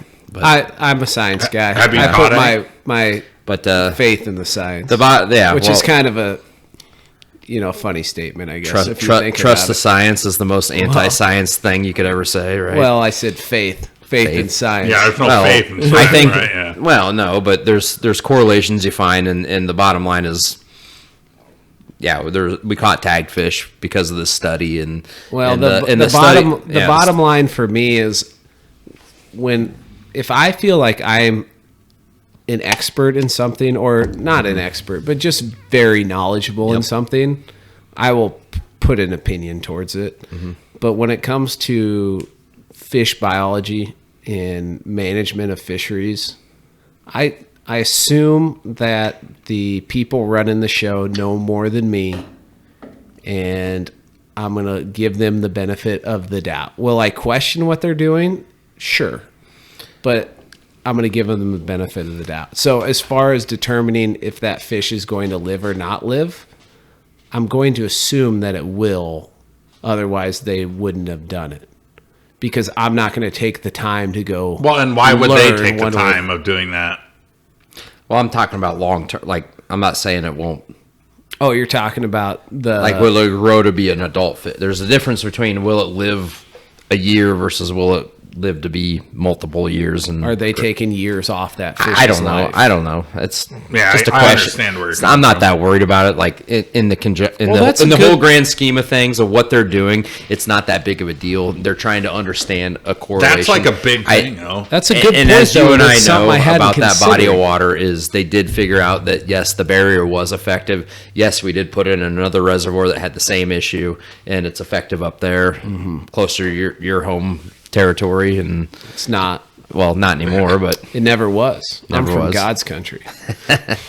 Like And billfish I don't live was in the big one. the shitty part of Iowa where Yeah. Sam's from. That's true. that is a pretty shitty part of Iowa. It is. It's not. It's really not. Like there's so The many. past couple years, though, because Aside it's so from dry. flathead fishing, there's so many positive attributes Oh, yeah. from where you live. Well, either way, walleyes are good. You'll But I even guess admit we're- it's probably better up there than. It won't even be hard for me to admit. Yeah. It is substantially. And I don't know why. Oh, I do. Habitat. Yeah, it's rockier. Once you break it down, you start looking at what attracts walleyes. That's also why there isn't flatheads. But there's big flatheads, though. Only because of seasonal migration. Exactly. If it's not that, it's like, You know where they live otherwise. yeah, I know. Yeah. You know it, and I know it. Good luck catching them. Yeah, no kidding. If somebody can figure out reservoir flathead fishing, please. Reservoirs that fluctuate in water level by 10 to 20 feet on a normal Which year. don't. Most Only the last 3 years. You do it for a lifetime and good luck. Like 8 years ago, it was I think your best 50 bet would have feet been this higher. year. Yeah, probably. I bet if you would have, like, I'm kind of kicking myself now. I probably should have went down there and put some time in. I didn't think about it till just now. Now I'm kind of bummed. There's still time. I think there's A little bit. certain species that about are a 2 little more weeks. predictable, and There's a little bit. By And the the time red- we get back. it depends what reservoir you're talking about too. Because you're saying reservoir, it's Well, there's big, only big river reservoir with a we lot don't of have water any big coming in. rivers in Iowa. Well, Well, we're the ones that, in the Iowa biggest perspective, river in interior You know what the Iowa. biggest river is, and what But I'm which talking- one's got the flatheads? The big river reservoirs. The Yeah. ones that fluctuate the most. Yeah, Good luck staying on consistently when it's be fluctuating. tough. shit Yeah, ton. and there's And only now one of there's them only hydro, and which what I'm goes saying even- is there's only so many species that have any type of pattern. Like we know channel cats, white bass, and crappies are probably and then rough fish. Well, you also have to Everything else is going to be real hit or miss. determine the amount of individual fish available. Like channel cats, there's a lot more channel cats available to be caught than flatheads, And they like more diverse cover than the flat. You know what I'm saying? which They're lends more likely to be caught randomly. lends themselves to occupying more spaces, which means their population is going to be higher. You know, like flatheads are a lot more specific. Walleyes are much more specific. Smallmouth bass are much more specific. Channel cats are more generalists. Same with largemouth bass. Same with bluegills. Like they all have things that they tend to gravitate towards, but the reality is that population as a whole can occupy a lot more. Has a much broader niche than some other species. So it makes them easier to catch because there's just more available. Oh yeah, like channel cat. That's Iowa's fish. I mean, honestly, I mean, that's the fish I grew up catching. them and Probably, Bass, and Farm bluegills, pond bass. farm pond fishing, farm pond bass. I talk a little shit on the channel cat when they kill my live bluegills and bullheads. But the reality is they're probably the nearest and dearest fish to my heart of all fish. And have they saved guide trips for you? They've saved every trip for me. Like, you call it whatever you want, man. They But, save it. They but at always the end eat. of the day, when the walleyes don't want to help out, the flatheads don't want to be there, Charlie Channel Cat saves the day, man. And it's been that way since I've been 12 freaking years old. When So- you can't catch a channel cat, it's bad. It happens. It happens. It's Yeah. bad. Yeah. You're like, do I even know what I'm doing out here? Yeah, it happens. Yeah, I know it's happening. I feel that way at times. All right, I think this is a good point to go into the last cast. So this is whatever you want to send everybody off with. Why are you looking at me? I'm looking at both of you. This You isn't. weren't cross-eyed. This isn't all about you, Sam. You tend to make it about me. No. It's kind of about both of you. I want to. Oh shoot! My You la- got my Spain la- questions. Yeah, I mean, I think it's. You guys are leaving tomorrow. That's we have to be That's up quite an probably in about adventure. 6 hours. yeah. Yeah. I think your listeners deserve to have a little bit of Sorry. preview of No apology necessary. what you guys are diving into, and We don't know what we're diving into. We don't. We're hopping on a plane and we're going with people we don't know to a foreign country that doesn't I speak know. our language. Or you're talking about the people there. The people where we're going. Yeah, the other guys. Yeah. Yeah, it's like If you like them, I like them. yeah, you'll like them. Yeah, I don't know if exactly. theyll like you. bottom line is you'll like them. Wells catfish. That's the That's target the species. that's the number one Yeah. and Xander is number 2. No. in my mind. No. Yeah. But What's- I think you the said other no. thing they really target there are big carp. Yeah, big Yeah. commons, Yeah, like monster, like jumbo, like Yeah. Magnum. 30, 50 to pounder. 50 Yeah. pounders. yeah. And I'm not a carp guy. I don't think they're that interesting of a fish. I kind of put them on the same level as sturgeon. And anybody who loves sturgeon will probably going to turn the podcast off at this point in time. But when I value a fish, I value the fish based on how interesting I think they are. So let's say I mean, if you want to quantify fish based on fight, it's tough to argue with a carp. They're fast, they're strong. But I would rather catch a walleye, not even because of table fare, but because I think they're a cooler fish. I think the way of catching them is much more interesting than carp fishing. And then you could argue, well, But do you see how Carp- in depth those like European guys get into it? oh, well, but let me finish what I'm saying is just so I can make this point clear is carp fishing is similar to cat fishing, but I think cat fishing live a much more interesting lifestyle than carp. So carp, they're omnivorous and they are opportunists, just like sturgeon are. Sturgeon and carp both get big. They both fight hard. They're neat. What kind of sturgeon are you talking?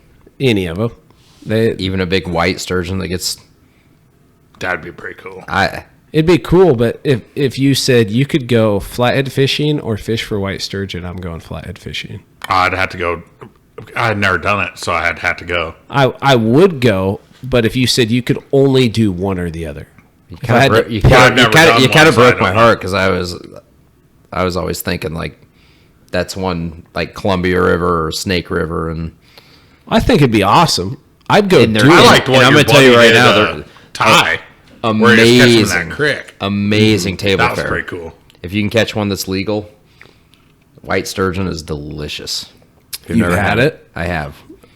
Phenomenal. Okay. Smoked or Nope. fried or grilled. just baked or Nope, grilled. Local. Because smoked. I mean, you can make Actually, I it can. taste good. Waterfront seafood here in Des Moines. Yeah. Yeah, I made there. Yeah, they fly in all their fish. Yeah. Everything's fresh for the most part, unless if it's not, they'll tell you. But Sure. they had a big chunk of white sturgeon on their counter there, and I was with my family, and we were waiting to get seated, and I saw that there, and I've never seen that Anywhere. very- I've never seen. Yeah. I've never seen You know, anywhere. it's just like white sturgeon. Wow. Why not? And I don't know if he's the manager or the owner, but he was working at the counter and heard me making comments about it, and he starts telling me that, oh yeah, I was out in Oregon. I think it was Snake River is Yeah. where it came out of, That sounds right. and he said, yeah, I was out there and some guy caught it. It was about 400 pounds, which isn't a monster, but it was a big. legal one. Yeah. Because I thought my understanding was they all had to be caught and released. It was a very protected species, but I thought they had like a they're- tag system. yeah, they do. Yeah. Very, very limited harvest. Got to be a certain size, whatever.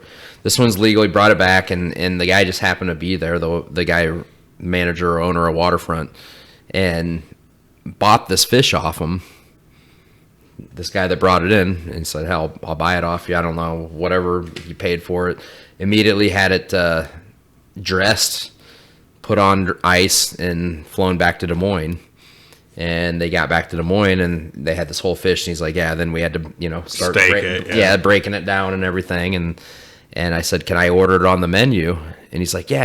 I was like, well, "I'm kind of curious." He's like, "Well, hold on. While you're waiting here, I'll just have the chef go and give you a little sample." And he comes back while we're waiting to be seated, and he has a little plate and just little medallions so everybody could try a little piece. and I ate one piece, and I'm like, yep, I'm ordering that tonight. And it's not on the menu, so unless you went over to the counter, you wouldn't even know it's there. It wasn't even on like a special or anything. And I told the waitress, I was like, I'm having the white sturgeon, and see, because I thought they got. She kind of looked at me like, oh wow, you must have really been paying attention, type of thing. Well, that speaks volumes to how good they are, because if it was okay, and he brought it out and you tried it, and you're like, that's okay, I'm gonna get something else. Yeah, no, it was good. But he brought it out knowing that odds are somebody's gonna order the white sturgeon after. Yeah, I thought just they had used it grilled. to just take them, dump the caviar, and ditch. Yeah, I think you're thinking of the lake sturgeon. I thought they did with whites too. Yeah, no, the whites have value in the meat. They take the caviar too, but yeah, my understanding is the lake sturgeon aren't quite as good eating. I think they're okay, but I don't know. They're probably more of a smoke. See, Yeah, I've watched them like smoked. that. What's that? In Wisconsin, Winnebago, I think. Yeah, the Spearin's the big deal. Yeah, it's all there. lake sturgeon. Yeah, Yeah, that's all lakes, but like they always talk, they get them smoked. Which most fish can be smoked. It just looks neat out there, going out to the West Coast, doing all that, and then they just it's catch cool an area. absolute like they'll leap out of the water. So I think they're moral of the way more story- interesting than a carp. That's for sure. I don't Yeah. think that's fair to put them in the same group as a carp. Moral of the story is, And they come out of the I'm ocean. still going to put them in the same group as a carp, because I don't think they're that interesting of a fish. And if somebody came down, if God Then comes, they're no different than channel. Then If because they're God- opportunistic. if Spencer, God it's not that you're wrong. It's just that you're not right. it's that we don't agree, and that's okay. They are different from a channel. A channel is predatory. they're still they're what's their opportunistic. main thing is They're opportunistic fish that will attack minnows on the top of the surface. You hear them smoke a minnow on top of the surface all yeah. the time. You don't hear sturgeon do that. Not that I'm a sturgeon expert, and I'm sure there are. I bet they. Do you think they eat any? There's got to be exceptions. That's one thing I've learned in regards to biology is like there's no absolutes. There's always an exception. I mean, deer eat birds. That's what I'm saying. They're not omnivorous. They're Opportunistic. no, they're vegetarians that do what they got to do to survive. So when you're talking about animals that occupy that space where it's life or death, they do what they got to do. Spencer's a horrible person. He doesn't like sturgeon. I never said I didn't like them. I said if we're prioritizing. You And telling me though? Would you God rather came catch down 1,000? and put a gun to my head and said you can fish for sturgeon or flatheads. Picking flatheads every time. But if I'm just saying, like you fish flatheads all the time, Yeah. let's take a destination trip and let's go try to catch 1,000-pound plus white sturgeon. Can I go anywhere? Yeah. I can go anywhere. I'm not going sturgeon fishing. Anywhere in the U.S., I'm not going sturgeon fishing. Well, I'm saying we're going What would sturgeon that fishing. be? I've probably already done it. Probably go south for catfish. Right there, Big Blues. I haven't done it. I'm going to do it this spring. I'm going to go south for big flatheads in April. That's if I could go anywhere, anytime, Yeah, doing a flathead striper combo, which I'm going to do in April. nice. Yeah. Sturgeon are cool, just not flathead or striper. I Cool. really was kind of looking. I kind of really wanted. I didn't want you to move away, but I did just to down that area so I'd have a striper outlet. Me too. 'Cause I know you would have went and figured it out, and I could just go. I'll just go there. Yeah. I was most excited when you mentioned that Madison, Wisconsin was in play. Yeah. That doesn't excite me that See, it much. does because I like the walleye fish. And I already know, like, it'd be... But I don't think it's any better than It's way better than here. there's it some- is. But I don't know. There's still just as big ones here. size-wise, but not as Yeah. many of them. You're not gonna catch the numbers. So that's my argument about here is like I can go travel for Walters, but at the end of the day, my odds at a 30 might be better other places, but the top end isn't any really any higher. Like No. Not much, no. yeah, I mean, most state records are around 15 pounds. Yeah. Yeah. I mean, think about it. Well, the other thing too is If you want big boys, you go to Erie. I'd argue that Period. an Iowa 30 means more than Means more to me. That's Yeah. But it's also, I value local fisheries so much that, I don't know. What's your biggest one? I got a 30. Iowa. Yeah. I haven't broke 30 in Iowa. I haven't broke 30 anywhere. I haven't broken it 30. I've only broken 30 once, and it was ironically in Iowa. But then again, I haven't done a ton of destination walleye fishing other than Lake of the Woods. I've come close at Lake of the Woods, but I haven't cracked it yet. Well, and even traveling, like you can go to the best fishery in the world, and it doesn't guarantee a fish of a lifetime. But I mean, I've fished over a year of my life, guarantee of actual time fishing in Canada. Mm-hmm. And I never broke 30 up there. Right. And we used to go to a fly-in, if you can see me, quotes. It was technically a fly-in lake, but we got in with some loggers, and we knew how to get in there through a creek. They built a ramp, and we'd boat in there through a creek. Mm-hmm. So you can tell the camp people would get pissy when they'd see somebody in a nice boat. They didn't like it. The camps didn't like us. They'll get over it. Yeah. But we would... I mean, you'd catch so many, and I mean, I caught 27, 28. But I think my biggest one's still from Iowa, honestly. Mm-hmm. Like, I don't think I broke 10 pounds, but I've been 9, Bad Brett got a 30. Yeah, Bad Brett did. You know what's the funniest part about Bad Brett getting a 30 is he bitched about how it was his only fish of the day. Yeah. When he sent me the picture. He put in the time that year, though. He was on it hard. He was like, year. Yep. Shitty morning, only got one. Yeah, 30 that's a freaking 30. Come on, Brett. Pre-spawner, too, so it was like, it was probably 10. It was every bit of 10. Yeah, it was a good one. Yeah. This is an Iowa fish? Mm-hmm. Yeah. Right up by me. Yeah. And the biggest walleye... Why is he bad, Brett? That's what we call him. He has a bad attitude, as you can tell from the story. But Bad Brett. The biggest walleye I've ever seen was out of up by where you used to live. Yeah. Yep. And it was, if I had to guess, conservative, it was 12. Mm-hmm. It was 32 and a half pre-spawn. Easily 12. Yeah. Yeah. So what's your last cast, Sam? What's your send-off? I'm not looking forward to drinking $9 beers tomorrow. I guess we didn't talk about the Spain trip much other than just the wells and the carp. Yeah, we got sidetracked. Yeah. Yeah, me and Spencer are fixing to fly, like, where travel time is like 24 hours or something dumb. But we crossed the date line, people. I looked at the flight, and it's an 8.5-hour flight from the U.S. from Chicago to Madrid, but we go 7 hours forward through the time zones. Yeah. It's so confusing. People are always ask me, I'm like, I don't know. I take off like 6 tomorrow morning. I get into Spain at like 7 the next morning or something. 6 because we have a big layover in Chicago. It's going to be gross. I can't believe there wasn't We're going to become captains in Chicago. You can be. I haven't started mine. I'm gonna be working on my captain's license when we're on. What does that mean even? Like as actual official captains, like a 6-pack. You're gonna have to call me captain when I'm done. Oh, I'm going to. I'm buying you a captain's outfit, and I'm gonna staple a Cubs C on the front of it. No, can't do it. Yeah, it's gonna happen. That's your stipulation. This is my stipulation. Before you do that, we'll go fishing one time where it's straight white, but you have to wear it. No shirt. Well, you don't have good man fro chest hair though. It'd be better if you could just top button. You know that. I can glue some on. Austin Powers style. Yeah. But no, it's that's happening. You're getting an outfit, at least a hat. If I'm a captain, that'll be the celebration. Mm-hmm. That's fine.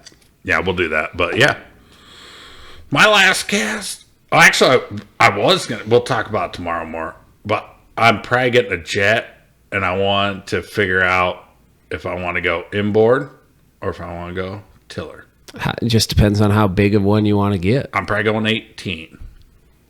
I'd still say get a tiller. I found something that I like the layout though of the where it's flat on the back. Oh, you don't have the block? Rotax in there. Oh. I'll show you some pictures. You'll like them. I probably will. Because if I want to sleep on it, I can still lay on the back. I still err towards the tiller just because... they balance out so nice, though, with that motor down there. But if you run into issues with sucking something up, that's the big You're afraid thing. of getting in... People don't know this about you. Spencer doesn't like being in the water that much. I don't. It's kind of weird. Well, I just have to be in the right frame of mind. Like, if I'm going to go wade fishing, then yeah, I'm going to be in the water. But if I'm fishing out of a boat, I don't want to plan on fishing Jumping out out. of a boat and then have to jump out. I don't blame you. I get it. You got the stomp gate on there, but you get There's stuff. Yep. Stuff. A garbage bag is pretty hard on them. Yeah. And then a stomp gate don't help you much. Don't do nothing for that. But yeah, that's... Leaves. Fall fishing. Yeah. Line. And I have a tiller, and that's why I have a tiller. So I'm obviously biased to the tiller. I've just been debating so hard. And the weight, it probably weighs less. Probably does. It definitely. The motors are light. It's definitely balanced better. Way at the better. very least. Yeah. But I've never had an issue. Like, if you would have been on the boat watching what I did on Monday, you would have been like, whoa. Did some moves. I did some jet boat stuff. Yeah. I've just been debating so hard, and like I sent like a contact deal to a place. They're actually out of Pittsburgh, or not Pittsburgh, but Pennsylvania. They're outside somewhere, Pennsylvania, and they haven't got back to me. I've sent twice, so I'll just have to call them. Which I already don't like that they didn't respond to their email. I didn't don't like either. that. I don't either. But I really like the boats. Sure. They have in-floor dual rod on the floor, which I like.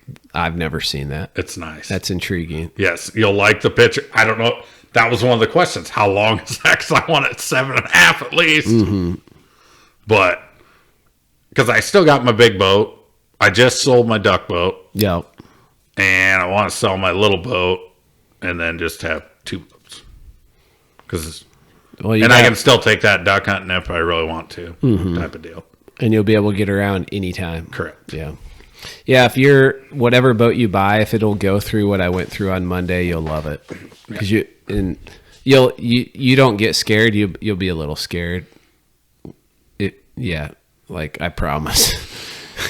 It's like... The only time I've been scared in a boat was when I got caught in an ice jam one time, and I didn't like it. I wouldn't like that. It started stacking, and I didn't like it. It was not good. Yeah, that's a little nerve-wracking. Yeah. And then when the motor kicked up, because an ice jam picked it up, that wasn't cool. My last cast, first thing, this is the first video podcast that's going to be a video podcast, and it will be on the River Certified Podcast YouTube channel. If you don't follow that, really appreciate it if you did. And then I'd even also appreciate it if you went and shared the River Certified YouTube podcast or podcast YouTube channel. That would be pretty badass. Or share whatever. Or, you know what? The reality is, I just appreciate you taking time to listen to this point. So, hey, why did you change your name? Why? Yeah. Just make it a little more personal. It says Spencer Rivers. Yeah, I know that. A little bit more, less about a brand and more about me. It's all about him. That's where we're going back to every time. Yeah. People, if somebody they're sees investing me, in you. I get it. Well, if somebody sees me and they're like, River Certified, that's cool. But my name's Spencer. So it'd be cool if people called me Spencer. No. You're still always going to be River Certified. Yeah, and if it works out that way, it's fine. I don't really care that much. They know your name. It took me 30 seconds to change it. Yeah. So yeah, it's whatever. I think most people that follow you know your name. Probably. But they're still going to call you River Certified. And that's fine. Yeah. That's fine. It's just kind of cool, really. That's a trademark. Yeah. I feel like I've been called way worse things. Yeah. Yeah. So there's that. Just wait till you hit the pause button. I'll tell you how I really feel. I'm looking forward to it. So on that note, if you want to support the podcast, you get you some badass fire starters, Bigfoot Bushcraft, promo code Spencer Bauer. That's my name. And then Waterland sunglasses. I got some on my head right now, and they're also badass. Promo code RC. He still wears them at night. They're so cool. Yeah, I'll put them on right now. RC15, and they're also badass. And leave a review on iTunes and any other place you can leave a review. That helps promote the podcast. But at the end of the day, I just really appreciate you taking time to listen, and I hope you catch a giant.